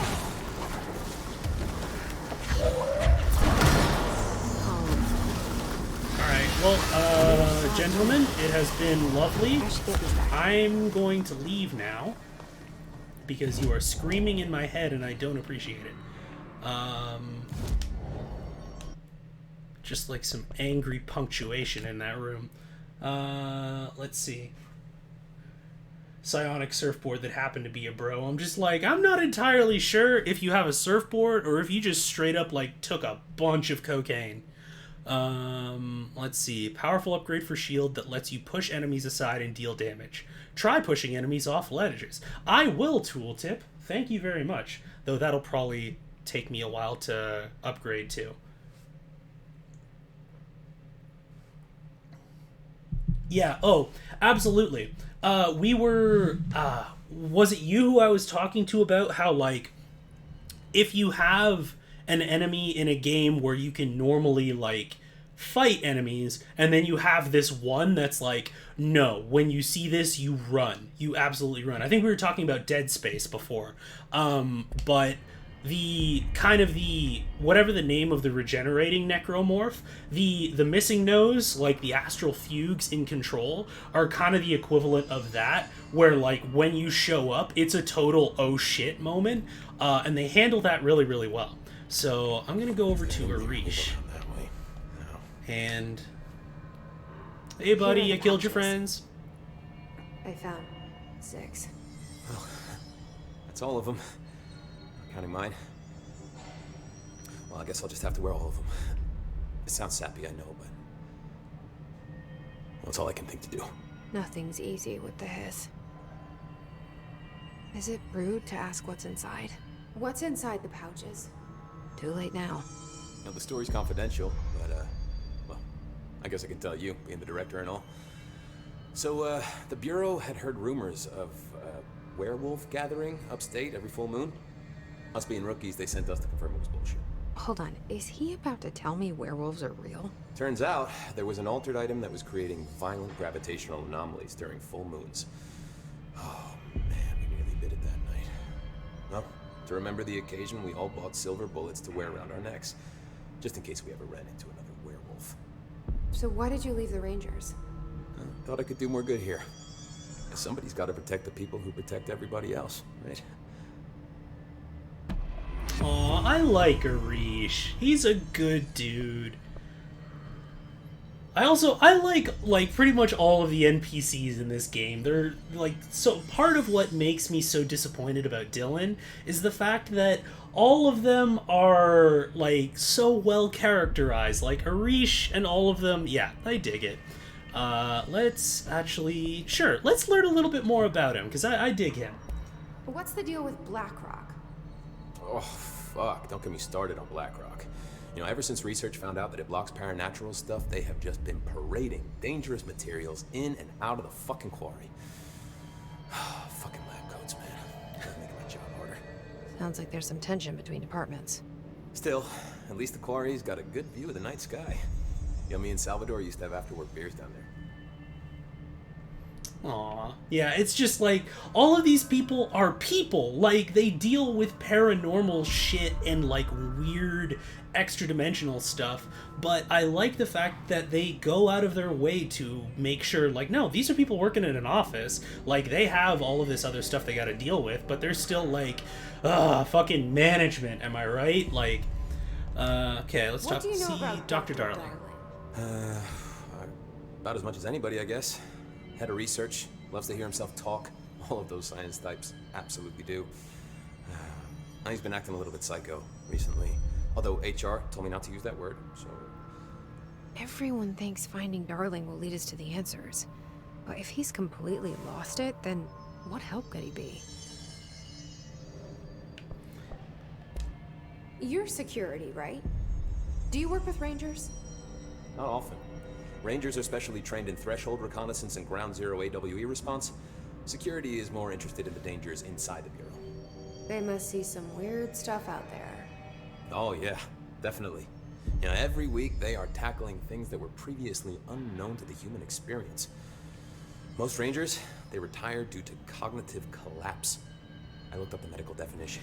Yeah, it's really frustrating that they're kind of the dismissing of, like, you know, oh, we're gonna equate mental illness with someone who's, you know, acting irresponsibly or weirdly is, yeah, I don't super enjoy how flippant that is. Yeah, it's kind of another one of those things where, you know, in many ways, representation in Control, like, has a lot of positive things to say, but also with respect to saneism, not super great. Very true to life, though. Absolutely it is.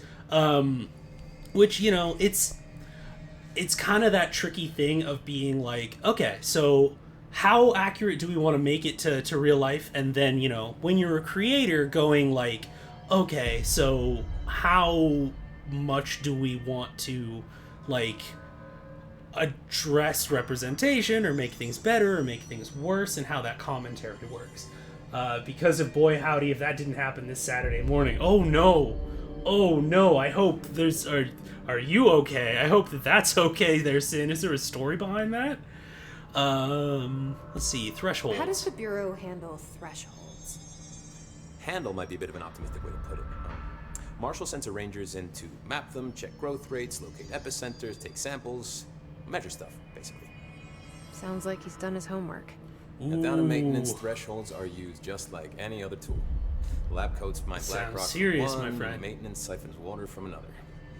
We use it for pretty much everything, except drinking. Why don't you drink it? Do I even want to know? Yeah, a lot of time we find these little chunks in it. It's pretty gross. I didn't want to know. And Marshall. So, for those of you who missed it, Marshall has, like, gone elsewhere to deal with some unknown shit. So, that's super interesting. Oh, your response to irritation. Oh, okay, this is the rage journaling, which I fully endorse and definitely empathize with. Marshall. So, What do you think of Marshall? Marshall? Marshall's a fucking badass. Rangers could not ask for a better leader. She's a little, you know, intense, but given the stuff she's seen, I'm not surprised. She does have a bad habit of disappearing, though. Where does she go? Last time she vanished, I did some digging into the security logs. I found camera footage of her entering the quarry. She was down there alone for days. Now, typically that's not allowed, but Marshall is kind of above the rules. I wonder what she finds so interesting in the quarry. that's concerning. So, Marshall was alone in the quarry for days.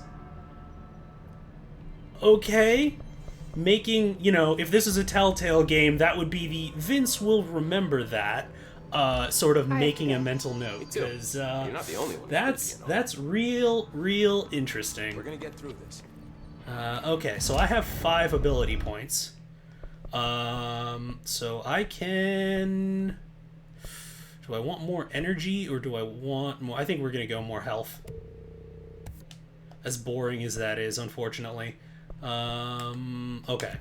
And astral constructs, can I upgrade? Okay, I can't upgrade charge yet. Alright, so let's take a look at what I have here. So I got shield reload efficiency. Ooh, okay. That's very cool. I dig that.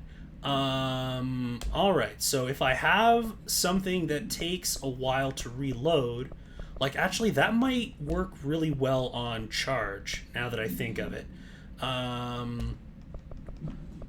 So charge takes a little while to reload, because it's a rocket launcher.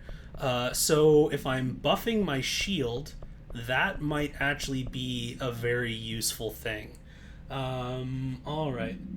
No one is above the rules in an agency about control. Are you sure? Because there's, it's one of those things where, like, there's a very specific way about how we do this. Except for Director Trench and Dr. Darling and General Marshall. And just kind of the people at the top kind of always find a way to make it be like, yes, but there are very good reasons why we're making an exception at this. It's like, are any of us able to make those exceptions? No.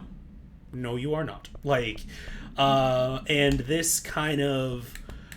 It's interesting because, once again, it's kind of that tricky thing about the nature of an implicit satirical, like, it's difficult to assign authorial intent in terms of, like, if you don't have an explicit criticism of a certain thing, it's kind of hard to, like, assert that, oh, well, they meant to say this, or they meant to criticize that.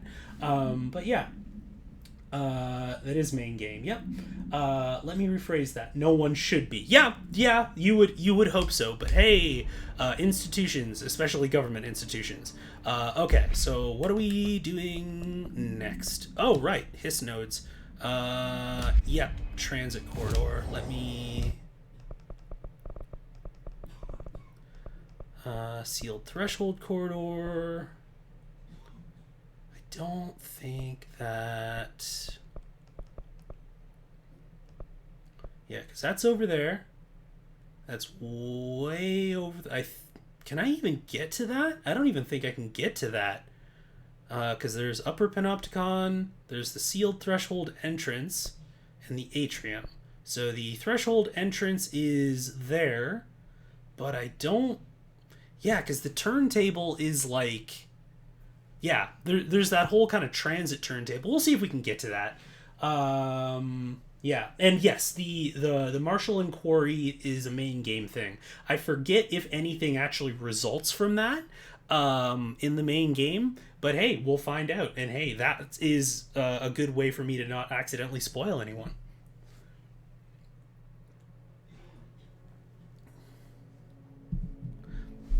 I like that it seems as though they added, like, some more upgrades. Okay, and I got more remote thoughts. Cool. So I am tracking that. Cool. Transit corridor north, which is down there. I guess we can try and go around. Because, yeah, that's... I'm not entirely sure how to get down to that. This is all some distorted bullshit. Yeah, all of that is just way ass over there. I might end up just, like, failing at this because I'm not entirely sure. And also, I don't want to have y'all have to walk around or watch me, like, walk around aimlessly if I don't actually know where I'm supposed to go. I would like, Control is kind of one of those games where I wish that we had, like, what do you even call it? Like,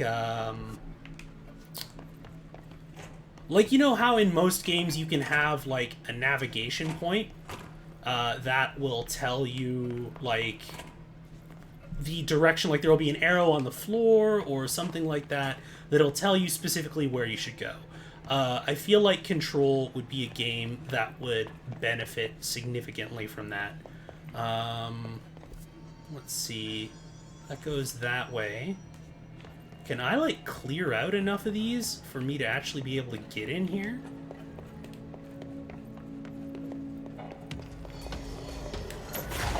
Alright, y'all. We can... Fine.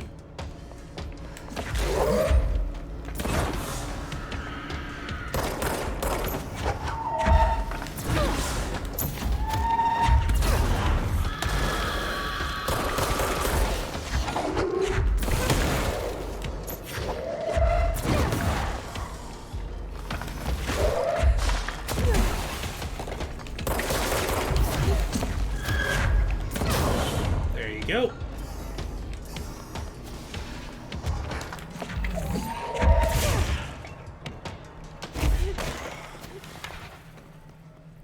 All right.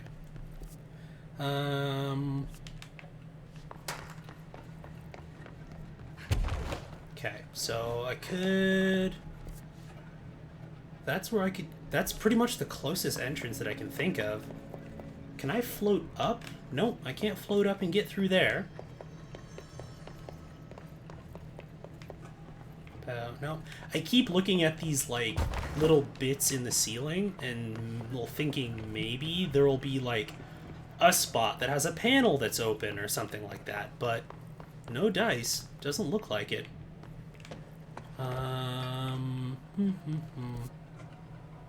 Yeah, no. Doesn't look like it. If I go down lower, is there something down here? Nope. Nothing down there either.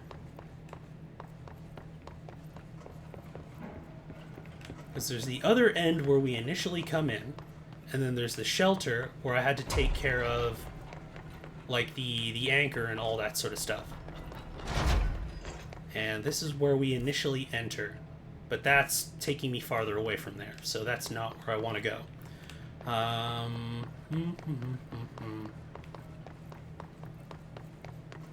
And as far as I know, there is not an alternate entrance to get through there. So yeah, I think we might just end up straight up failing that one. If there's ever a Control sequel, I do think that maybe, like, navigability would be something that I would like to see them maybe improve a little bit. Okay, so we got Face of the Enemy, already saw that. Containment, Incursion, Find the Prime Candidate program, which we were looking at. Okay, cool. Back to the main mission it is, I suppose. I can't see that part of the map because your cam covers it, but I think the transit corridor isn't connected to the threshold at all, they just overlap. So that would be really... That's super not ideal, because, once again, I've beaten the game before, so I know where the actual transit, like, subway corridor is, and it's way later than where we are right now. So, with how early I'm getting these, like, you know, hiss incursions or containment or that sort of thing, it kind of doesn't super make sense to be giving those to a player who hasn't gotten there yet. So... that's maybe something that needs to be kind of adjusted in whatever algorithms actually, like, take care of that. Okay, so I need to go to logistics and the Prime Candidate program. Yeah, they just overlap. Because I think a lot of the time the overlaps, they don't show where actual entrances and exits are. So that can make it a little bit difficult to kind of determine that. Okay, so I need to go through security this way. Not any loot over there. That's fine. Having a player cursor would help significantly. So there is one on there, but it also doesn't delineate height, so it's not super useful either. Logistics, central containment. I do need to go through here. Gentlemen.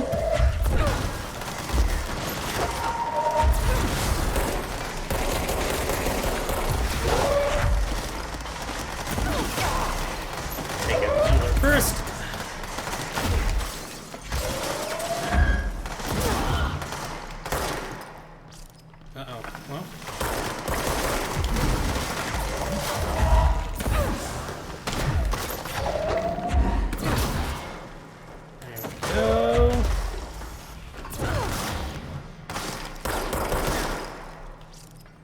I'm still spreading energy. There we go.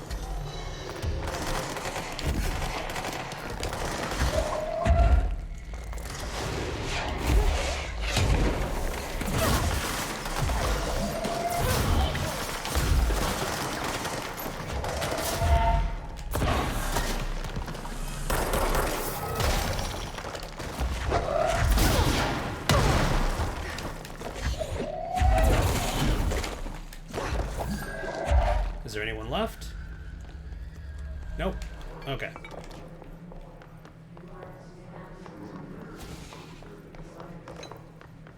God, it really, like, in my previous playthrough, I really neglected, like, the levitate in battle, and I'm just realizing how much of a difference it makes when you, like, fully utilize it, because you end up dealing with splash damage a lot less from grenades and rocket launchers, and just creating a better position for yourself.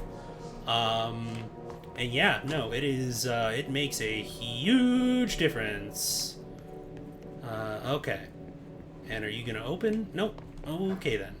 I think... Do I have spin equipped? I do. Yeah, we'll stick with spin. Nothing over here, but an ominously flickering desk lamp, which is about par for the course. We were in here before. Are we gonna get an enemy spawn? Nope. Okay. We're just gonna double check through here to make sure that there aren't any lore bits that we missed. Nope. Nope, it does not appear so. And I'm doing that thing where my head is like tilting as the corridor is tilting.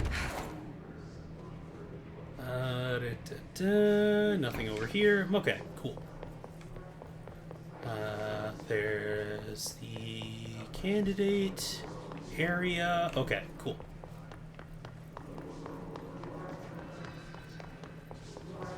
And we got another locked door. Okay. Can I actually go through here? I can. Okay. Closed cases. P6. Okay. Interesting. Yeah, the elevation thing is bad either way, but the cursor they do have only shows what area you're in roughly, not exact position.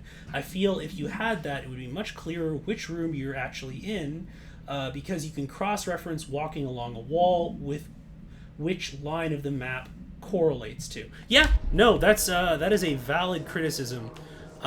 There's a couple of little decisions regarding like accessibility and navigability that could definitely use a little bit of improvement in whatever the next iteration is. Ooh, wait, is this the... Let me double check, because I think that's just the other room that I was in. It is. Okay, cool. So there's just a second entrance down here. That is good to know. Got... Forget if I looted this already. I did. Okay, cool.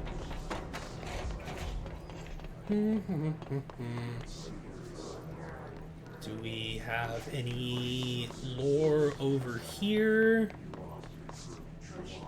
Nope. Okay. Always check for lore. Always double tap for lore. Okay. So that's the transit corridor, turntable. Okay. So yeah, we're just gonna fail that other optional thing. This is P7. Interesting. Okay. So I think what I'm gonna do, I'm gonna take a quick bio break, just like a couple of minutes, gonna run back real quick. And then when we come back, we will start to dig into the lore surrounding Dylan Faden and the Prime Candidate program. So I'm gonna put y'all on Be Right Back for a moment and go do that. So just one moment.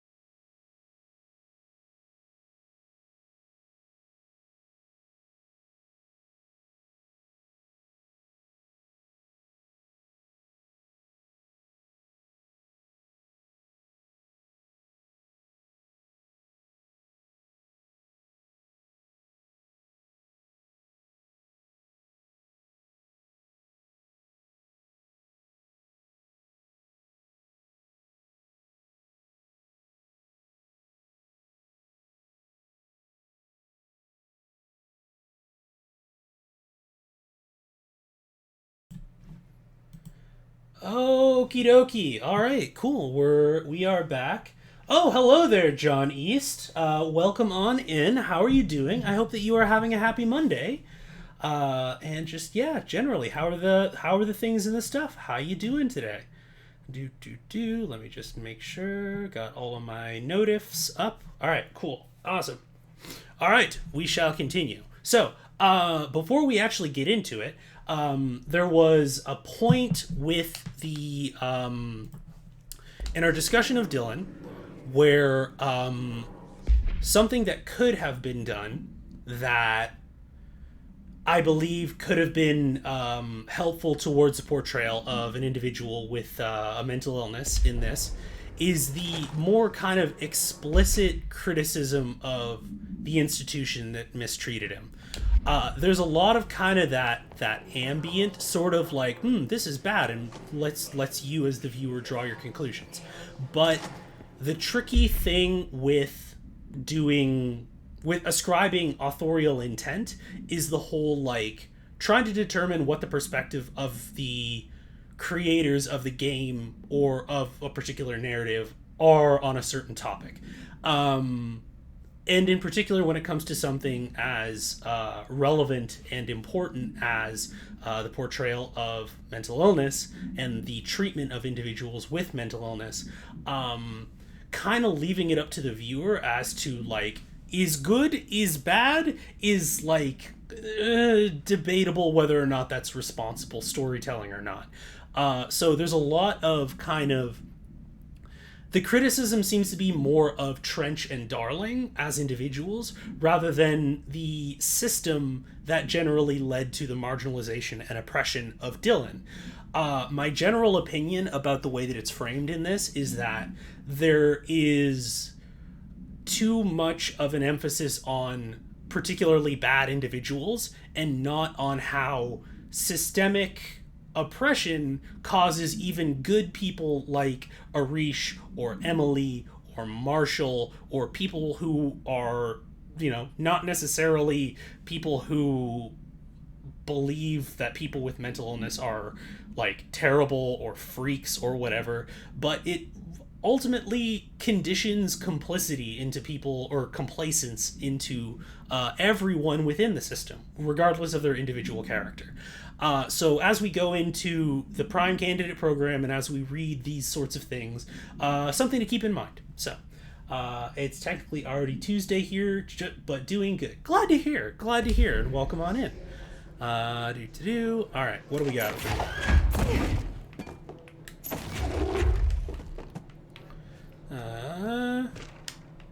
Bright Falls. Okay, so this is for, once again, the Alan Wake kind of tie-in.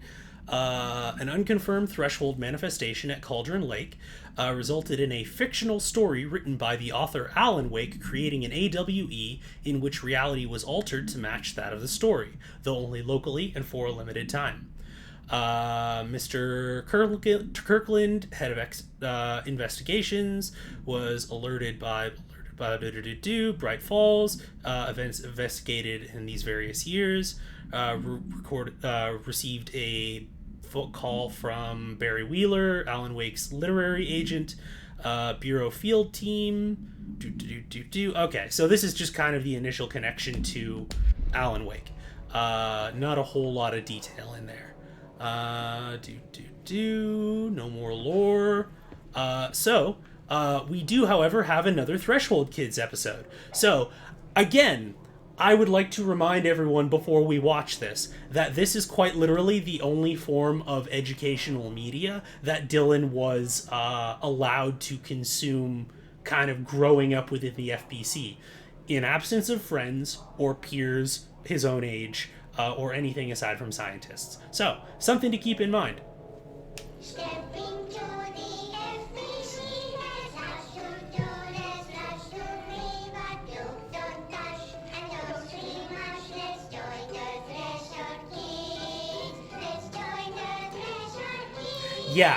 Yeah, Sophia, exactly.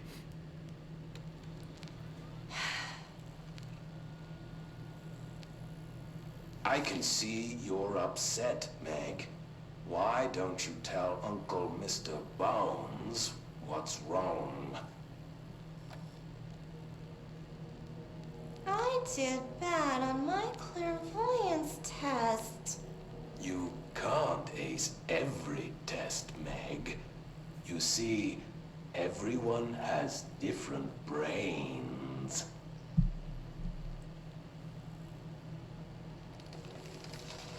Some brains can talk to each other.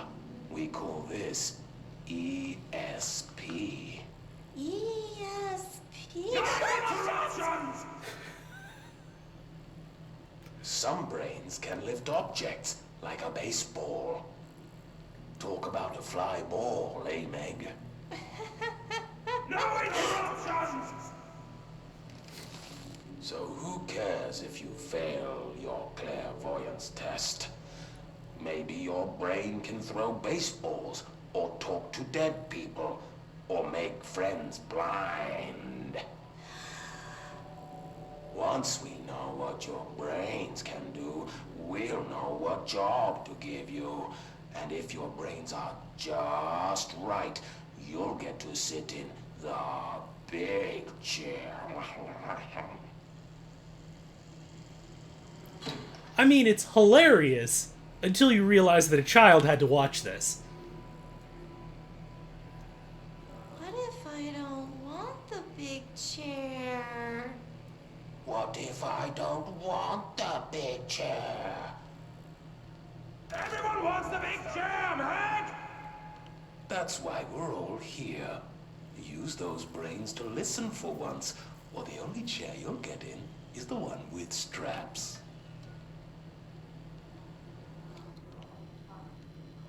Yup.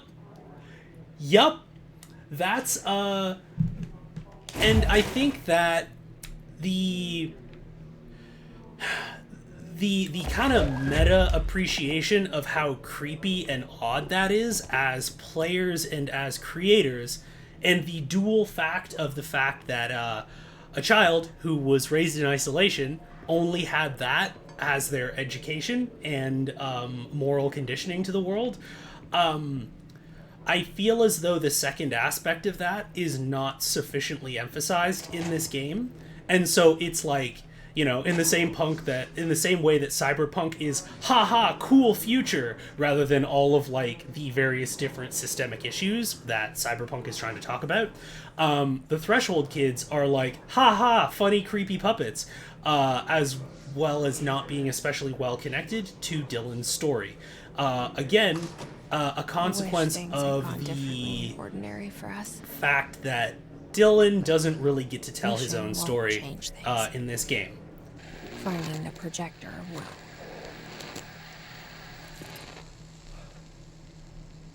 Ordinary. There's so much coming together in this one case. A new object of power, something we have not seen before. I mean, coming from me, that's saying something. And the boy, Dylan Faden, prime candidate 6, and the sister as well. Once we catch up with her, but the boy, so much potential. We're talking Northmore level readings here, and I don't want to invoke his name. It's completely different circumstances here. It's remarkable.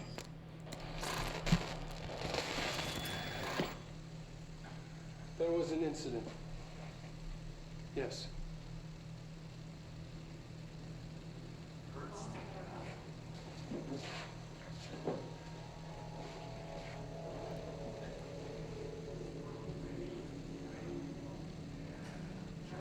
We lost a valuable member of our team, yes. It's his force. Dylan has so much. But he's just a kid. I'll take the blame. He needs some slack. I mean, boys will be boys.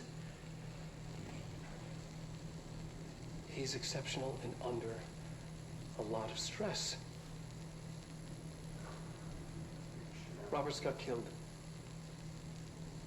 It's an unfortunate accident, that's all.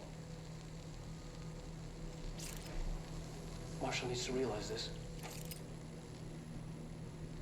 We will make this work. We'll make this work. So, couple of different aspects to that.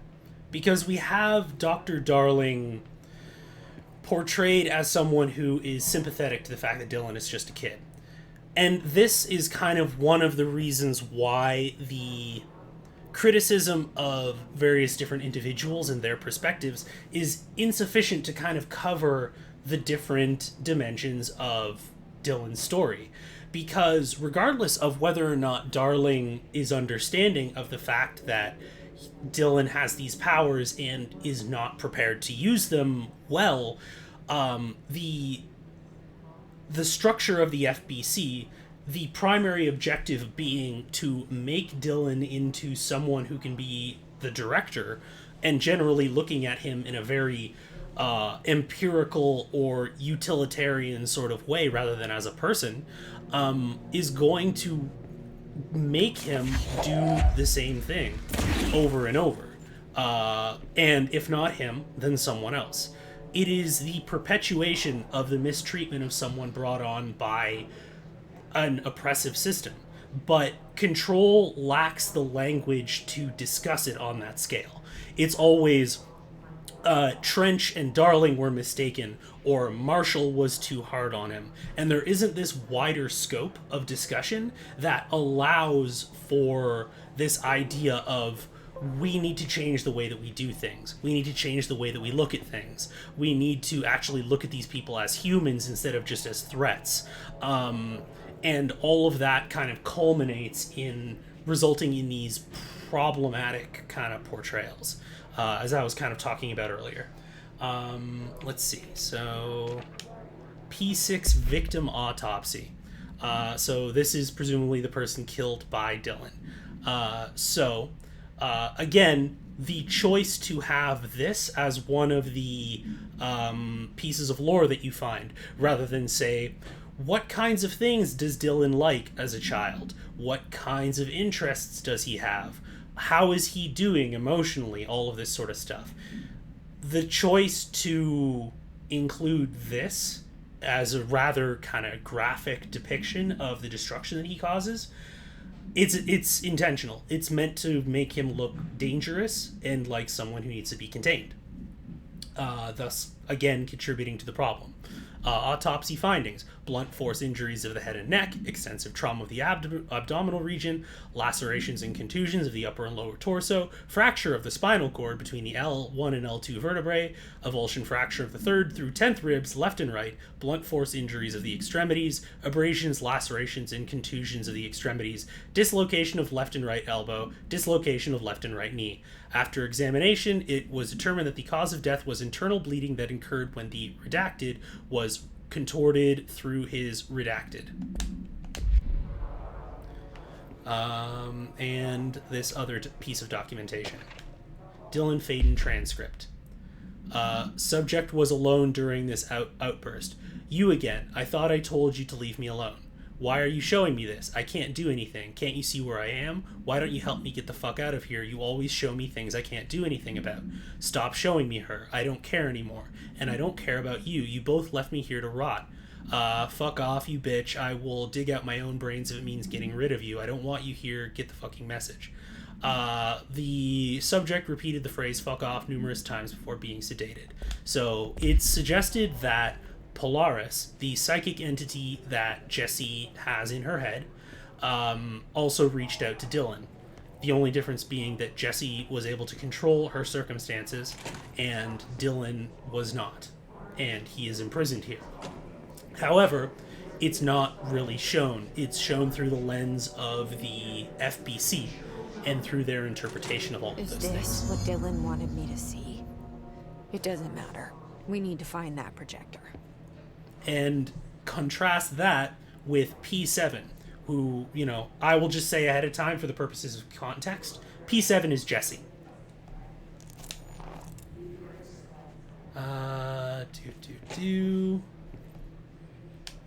All of the times I felt paranoid. And her surveillance over the course of her life by the FBC. Answers, but they just stood by and watched me. Of note, because Jessie is a character who talks to herself a lot as a form of the game's narration, how she gets, when she decides to get angry, is at the FBC's treatment of her. Any kind of similar things having to do with Dylan, she's relatively silent on.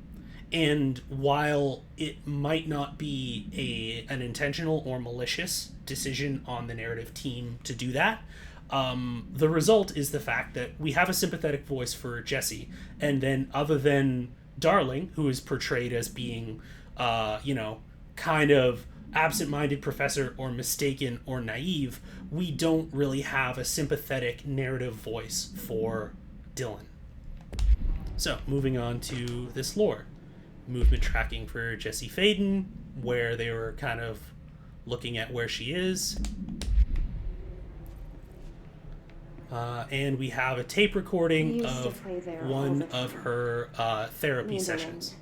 And other kids as well.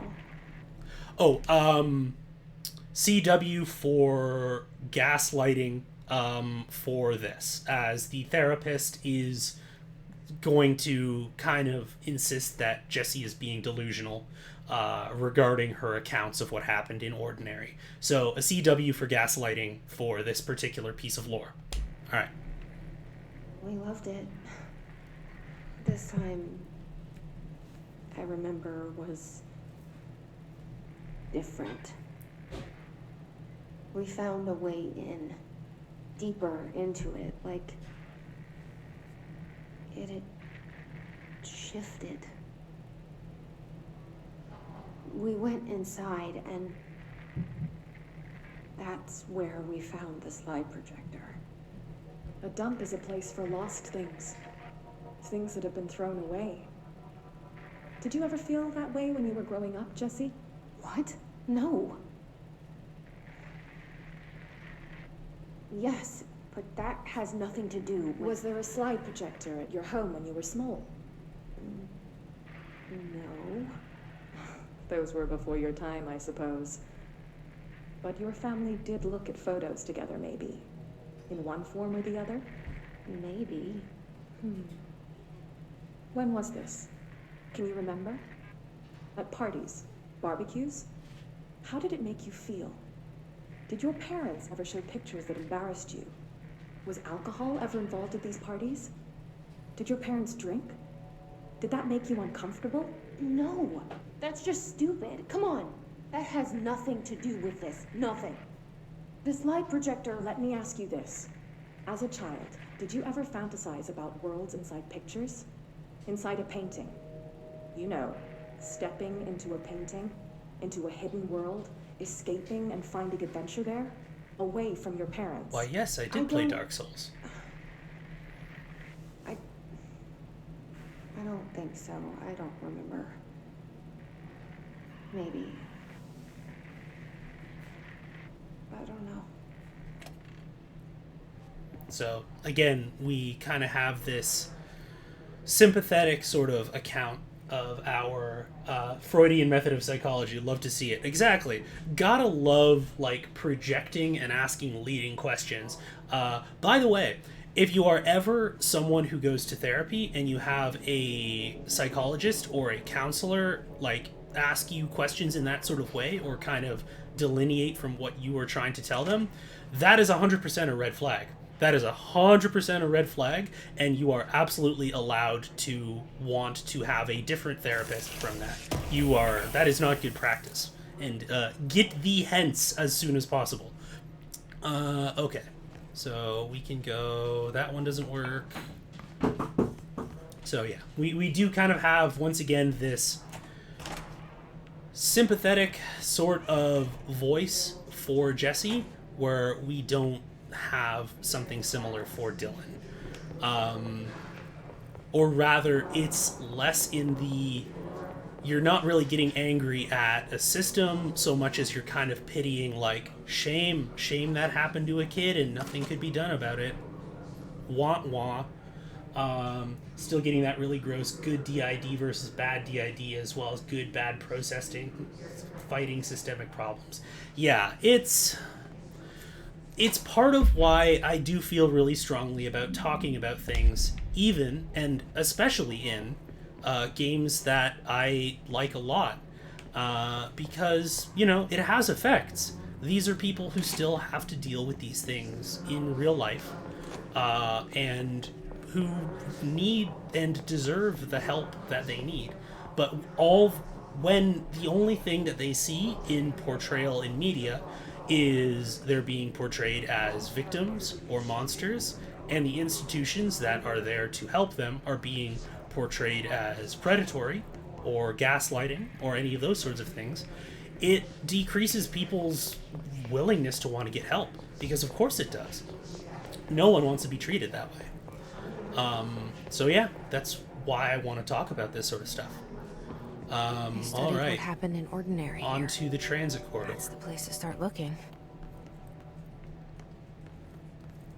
Oh, hello, gentlemen.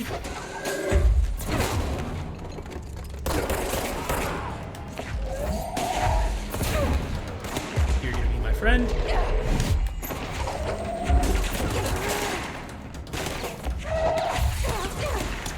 Okay.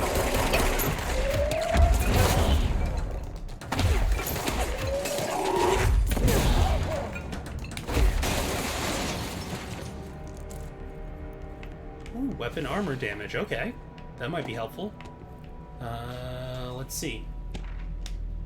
Did you find the golden suit yet? I did. I actually did do the luck puzzle off stream. Because I wasn't sure how long I was going to have to actually, like, tinker around with it until I actually got it right. Let's see. So, case files. What do I... So, there's the mirror supplement. Refrigerator procedures. Traffic light procedures.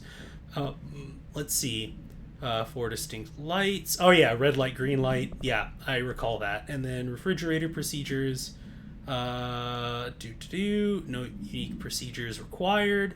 No cooling functionality. So it was a busted fridge. That's great. The door is decorated by crayon illustrations, cannot be removed from the item. All attempts have failed. The paper cannot be burned or torn. File A10F. I don't think that I actually have that. So it was just basically the fridge was effectively indestructible, and then also had that weird kind of weeping angel type effect of harming individuals when it was not being observed. Underhill. Let's see. Underhill checking in. I don't even remember where I picked that up. Also wanted to... So this is from Dr. Darling to Dr. Underhill, who was studying the mold before. Also wanted to ask how your coffee with Emily went. She's a star on the rise, incredibly bright. Wanted to hear what you thought of her. I think you two could be very good on a project together, could learn a lot from each other. Anyway, sorry for the interruption. Okay. Creepy too. Yeah. Had a collar on it and everything. The box since they picked it up. What? Oh, yeah, just from, like, weird sorts of, like, observations of altered item effects. Okay, so oh, is this more? We got loot.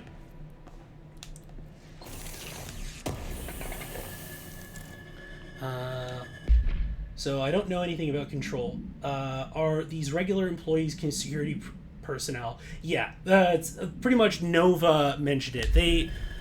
Their minds have effectively been kind of cored out from the inside by this psychic dissonance, and their bodies are basically husks now that are being used for, you know, doing bad stuffs. They remember enough about their real life to remember how to use weapons, but that's kind of the long and short of what they're able to do. Like, their personalities are essentially gone. Dylan Faden is special because of the fact that he has enough of his personality kind of remaining to be able to communicate with you. All of these other individuals, they can't really speak. The people who are suspended in midair, if you try to interact with them, they basically kind of disband or dissolute. Okay, so I remember this bullshit that happens right now, so...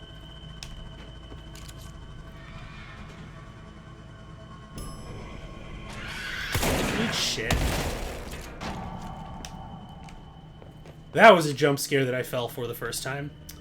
Let's see. Dylan and I were both prime candidates. I will go back up as soon as the elevator brings me down, and I will go grab that. Good looking out. Is this set modern day? Because it seems like in modern day government, these notes and everything would be done in hard copy. It is set in modern day Pseudobyte.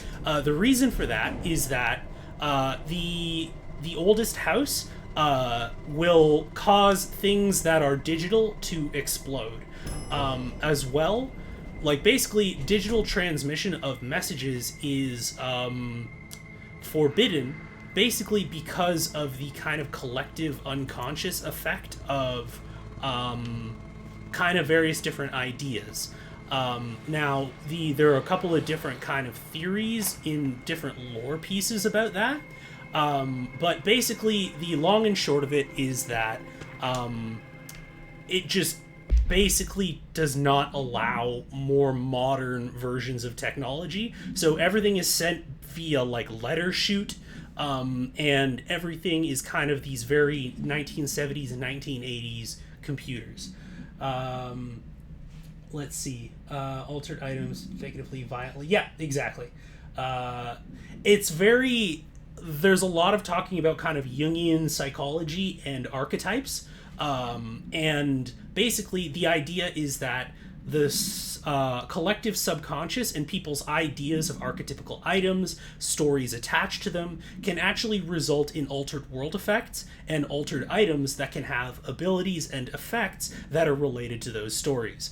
Like, for instance, my telekinesis, which is called Launch, is because there is, in the 1960s and 1970s, the Cuban Missile Crisis and the Cold War became so pervasive amongst, in the cultural milieu, that people were constantly worried about, like, all it takes is this little piece of computer to, or this little piece of technology to launch nuclear missiles and kill everyone, to where there was this one particular floppy disk that manifested that thought of launch. And so in cleansing it, I was able to basically take on those particular attributes, and now I can throw shit at people. So let's see. The oldest house in the game. So I didn't read the Willow AWE, so let me take a look at that. Excuse me.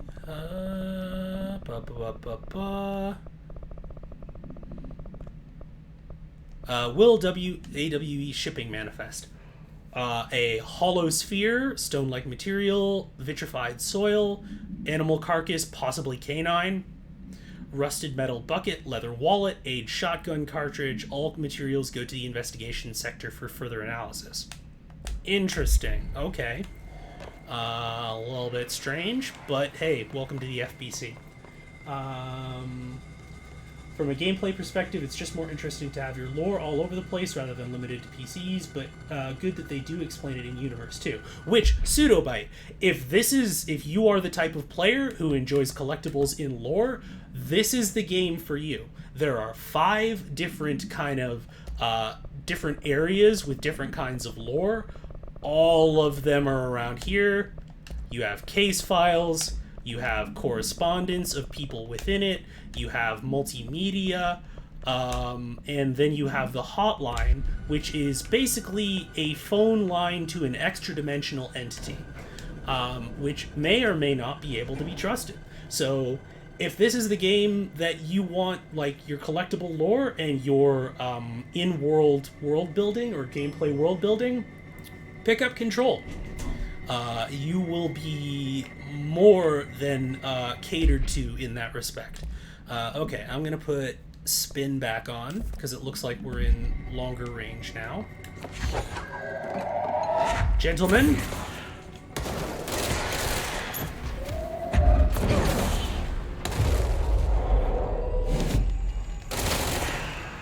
Alright, show me where your friends are. Or explode on them. That works too.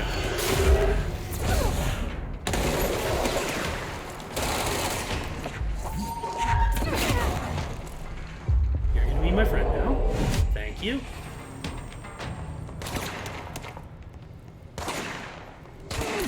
Oh. Cool. Good looking out, buddy. Thank you. See, that's what I like about kind of taking control of NPCs. Is it's not even, like, necessarily the firepower. It's just the, like, oh, there's actually more enemies in this room that I was unaware of. Can I take control of this control point? Or is this just screwy? It looks like this is just screwy. Okay.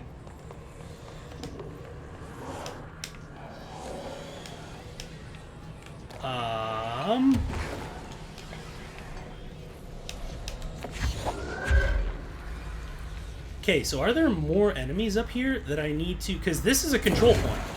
Like, I should be able to grab this, but I can't for some reason. Do I need to, like, clean it up? So that'd be... That's something.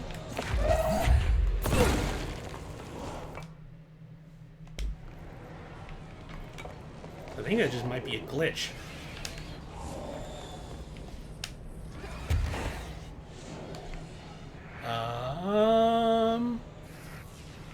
Interesting. Oh. But I can't get through there. Not great. I think we might have encountered a glitch, y'all. I'm not gonna lie. I think we might have encountered a glitch. Yeah, I think something happened here. Like, or at least they were supposed to be suspended like that, but then when I came in the room, they were supposed to aggro. So, yeah, let's just, Is there something over here, or is it gonna kill me?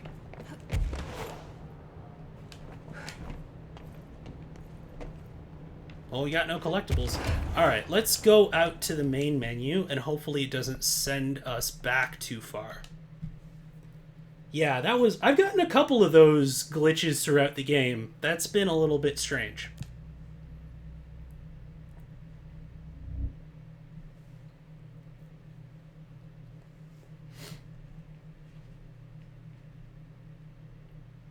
Luckily, they don't happen too often, but it's definitely kind of... You kind of have to kerjigger and go back out to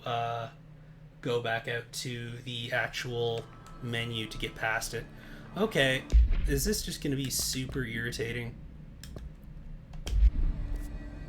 Because, yeah, no, I have to find the ordinary AWE. Okay, cool. So, I am in logistics, and I just have to go through the prime candidate. Okay, cool. So I have already gone through there, which is good, which means it's already acknowledged, like, the checkpoints there. I just have to go on a little bit of a walkabout. Prime candidate program.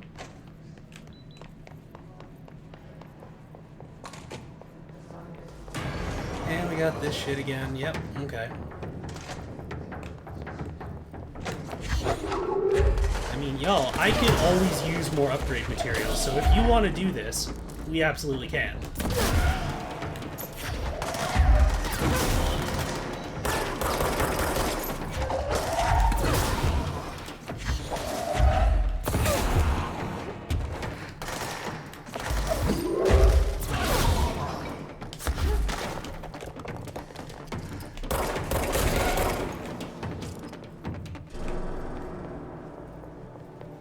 Alright, let's see if that fixed it. Hopefully it did. Transit corridor. Yep, been through here.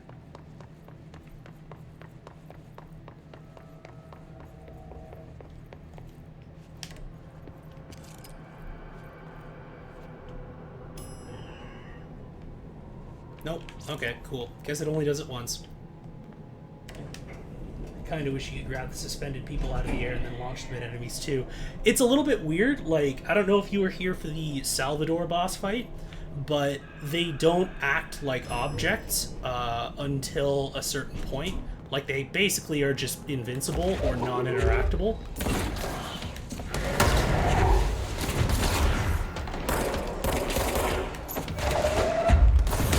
Okay, this is a bit more accurate.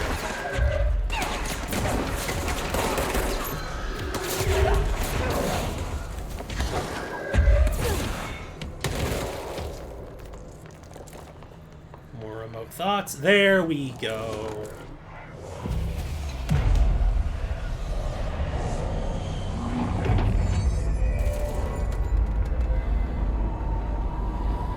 Okie dokie. Also, I never get tired of seeing those animations. Super, super fun. We're going back home. Astral constructs. Did I get anything new? Nope. Okay. Of course we are. It started there, and it's never gone away. My closed captions go away? Why do my closed captions go away?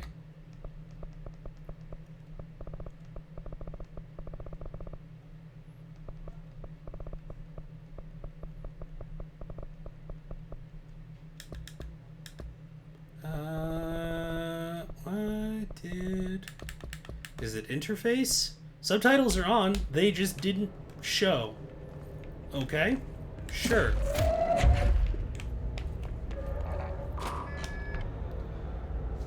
Let's see, animations are top-notch. Going into the save point menu, mid-sentence, erase them for that audio line. Oh, okay, gotcha. Oh, we got more mold. Alright, cool. I'm gonna check to see if there are any collectibles now that we've cleansed this spot. Because if I was a developer, this is 100% where I would put them. Nope, not there. Okay. Let's go in and mold. Wait, what the hell? So this is more intense mold than what I've already done? Okay. Sure. That's interesting. Okay. Very, very strange. Alright. Can I actually upgrade, like, the items that I'm getting from mods? How much do I have? I don't know if I want to spend that much source on it. We'll leave it for now. Ah, the turntable. We got another... Yep, looks like we've got another fugue over there. Maybe there's a control panel. We got some armchair athletes.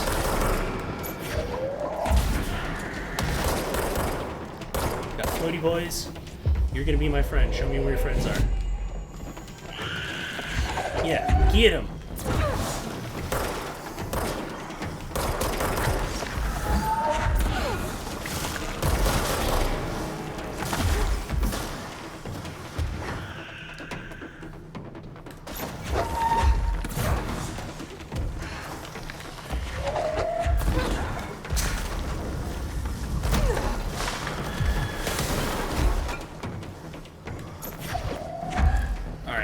Hurt you.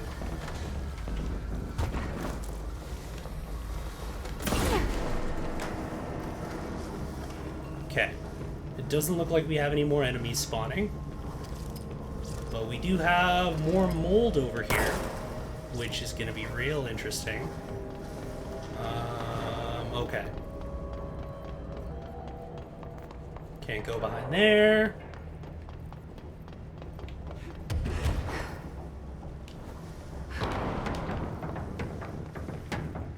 Do think that we're gonna switch over to Shatter because we're at close range.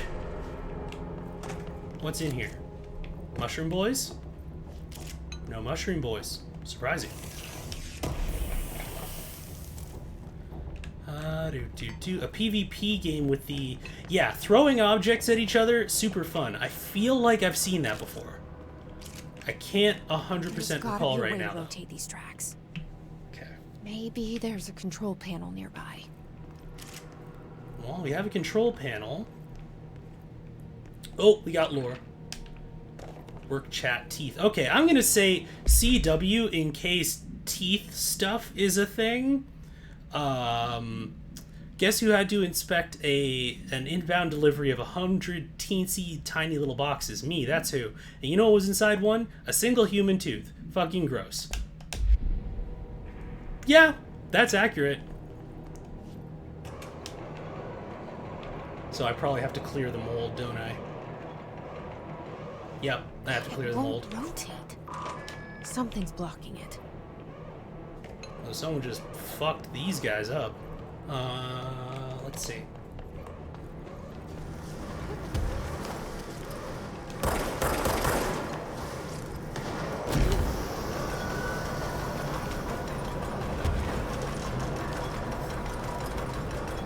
And I think I already blew those up. Yeah, I think I blew those up. So I think we're good. Though I do believe that we do get another enemy spawn once this opens up. Which would also track. Did we have maybe some collectibles open up somewhere down here, though? That would be super cool.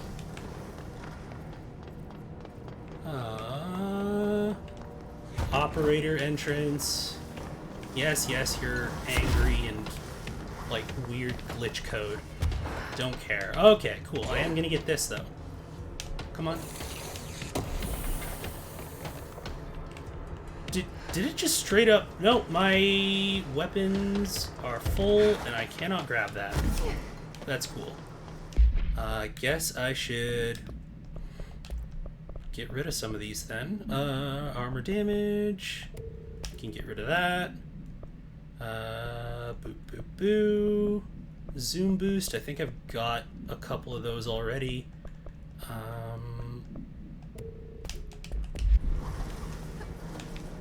Okay, then I'm just gonna run down and get that. Come on, thank you. And we're gonna run away real quick. Bye-bye.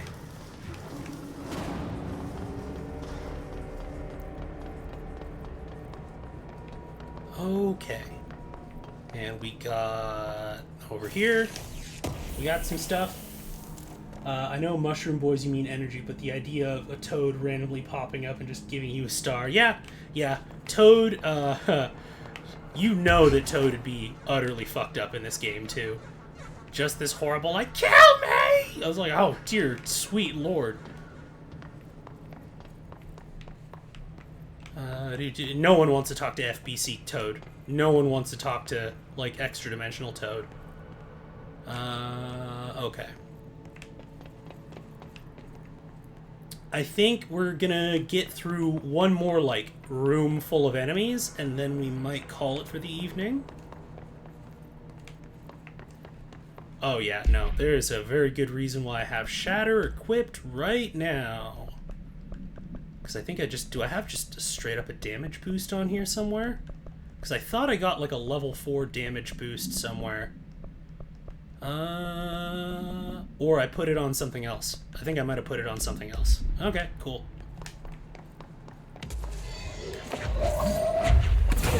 Yeah, eat shit.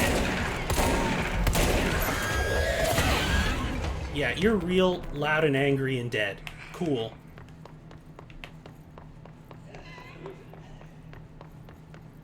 Is there another one of you in here? Because I'll fucking murk them too. Let's go.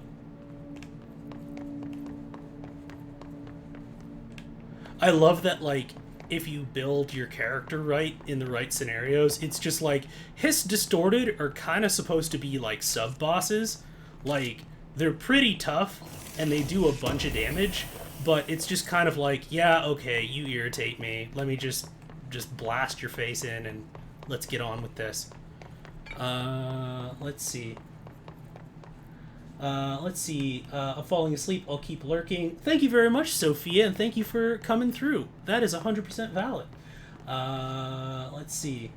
Framed picture on the wall. I did not. Where was this framed picture? Was it, like, fairly far back?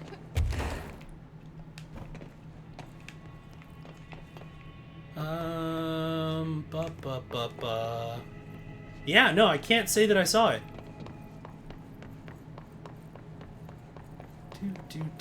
I'll take one more pass through here. In this room on the right-hand side. Okay. Okay. That's real weird. Yeah, no, I can, when looking right, continue to the stairs. Okay. That's an interesting choice. And weird.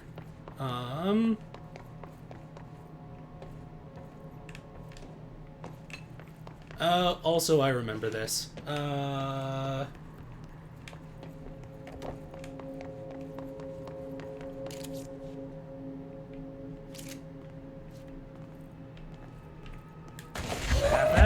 I have that, please? Hey, I did it!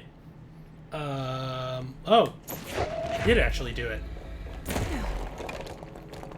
Hey! Once again, wanton destruction is the key to everything. Also, good looking out there, Gift Nova. Appreciate it. Ooh, C's Accelerator. That, I think, is better than the one that I have. Yes, it is. 80%. Yup. That's an improvement. That's a significant improvement.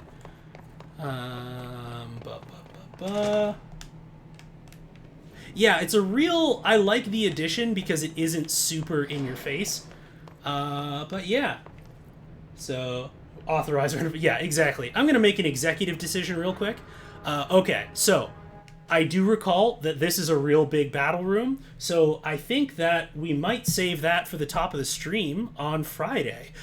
So, without further ado, thank you very much for everyone who joined us tonight, both for our little chat at the top of the stream, and for sticking around as we hang out and make our way through the FBC. I know that it was a little bit kind of headier and heavier than it normally is, but I thought that it was worth talking about, and hopefully you got some good food for thought, as well as just, you know, had a good time in general. So, with that being said, I think what we're gonna do is head on over to our good friend Sinziek, because it is Monster Prom Monday, or Monster Camp Monday, I should say, and see what he's up to, and it's always a good time over there. So, as usual, I'll actually, here, let me flip me over to... That's not it. There it is. Over here, if you aren't already following me over at Dichotomous Prime on Twitter, you can absolutely do that for more of me talking about precisely this kind of thing. As well, Mondays and Fridays at this exact time, you can join me for more of this kind of fun stuff. It looks like we're getting into the last act of Control, so... should be getting more high stakes, more interesting stuff, and more discourse. So, until then... Oh, it's all good there, Punkle Nix. Make sure to drop by Friday and we'll be doing more of the same fun stuff. And as always, the VOD will be up just as soon as the stream ends. So, be sure to go check that out if you feel so inclined.